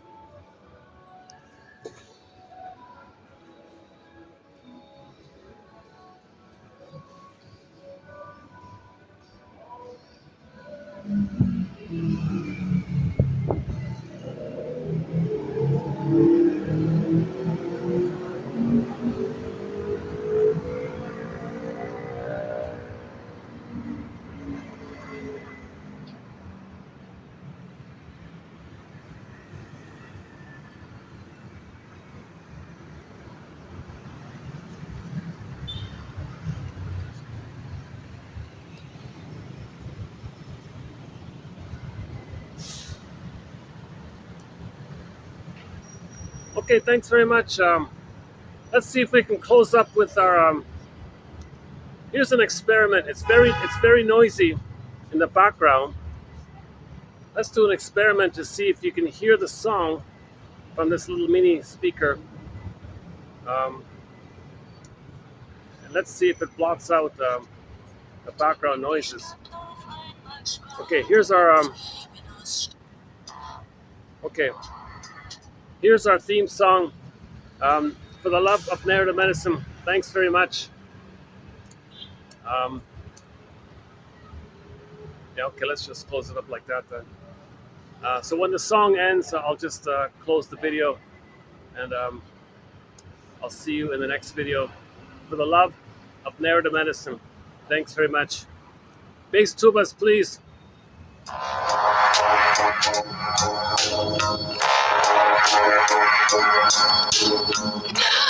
Nachts, wenn die Straßen plötzlich still sind, wenn die Stadt auf einmal schweigt, wenn aus steinernen Kaminen stumm der Mond zum Himmel steigt, wenn es hier in meinem Zimmer leer und einsam wird um mich, such ich in den dunklen Schatten die Erinnerung an dich, und ich fühle, wie ein Augenblick zur Ewigkeit gerinnt, wenn das Spinnrad meiner Träume links zerrissene Fäden spinnt und sich leis zu drehen beginnt, wie sich Mühlen drin im Wind.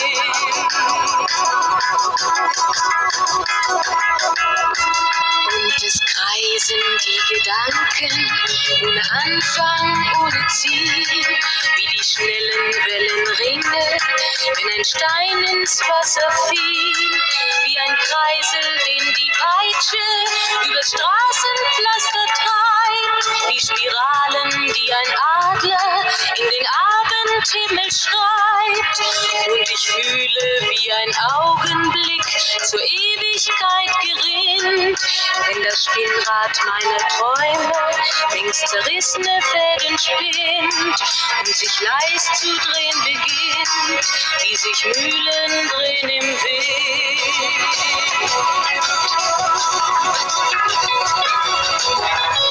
1000 Fragen ohne Antwort, 1000 Fragen ohne Sinn. Warum flog für uns der Sommer wie ein Pfeil so schnell dahin? Hat der Herbstwind gar die Spuren unserer Liebe schon verweht? Wenn erst weiße Flocken fallen, ist es dann für uns zu spät. Sah ich eben nicht im Dunkel deinen Schatten an der Tür, hoffte für ein paar Sekunden, du kämst doch zurück zu mir. Doch warum sich selbst belügen, längst ist meinem Herzen klar, dass der Pulsschlag dieser Hoffnung nur mein eigener Schatten war.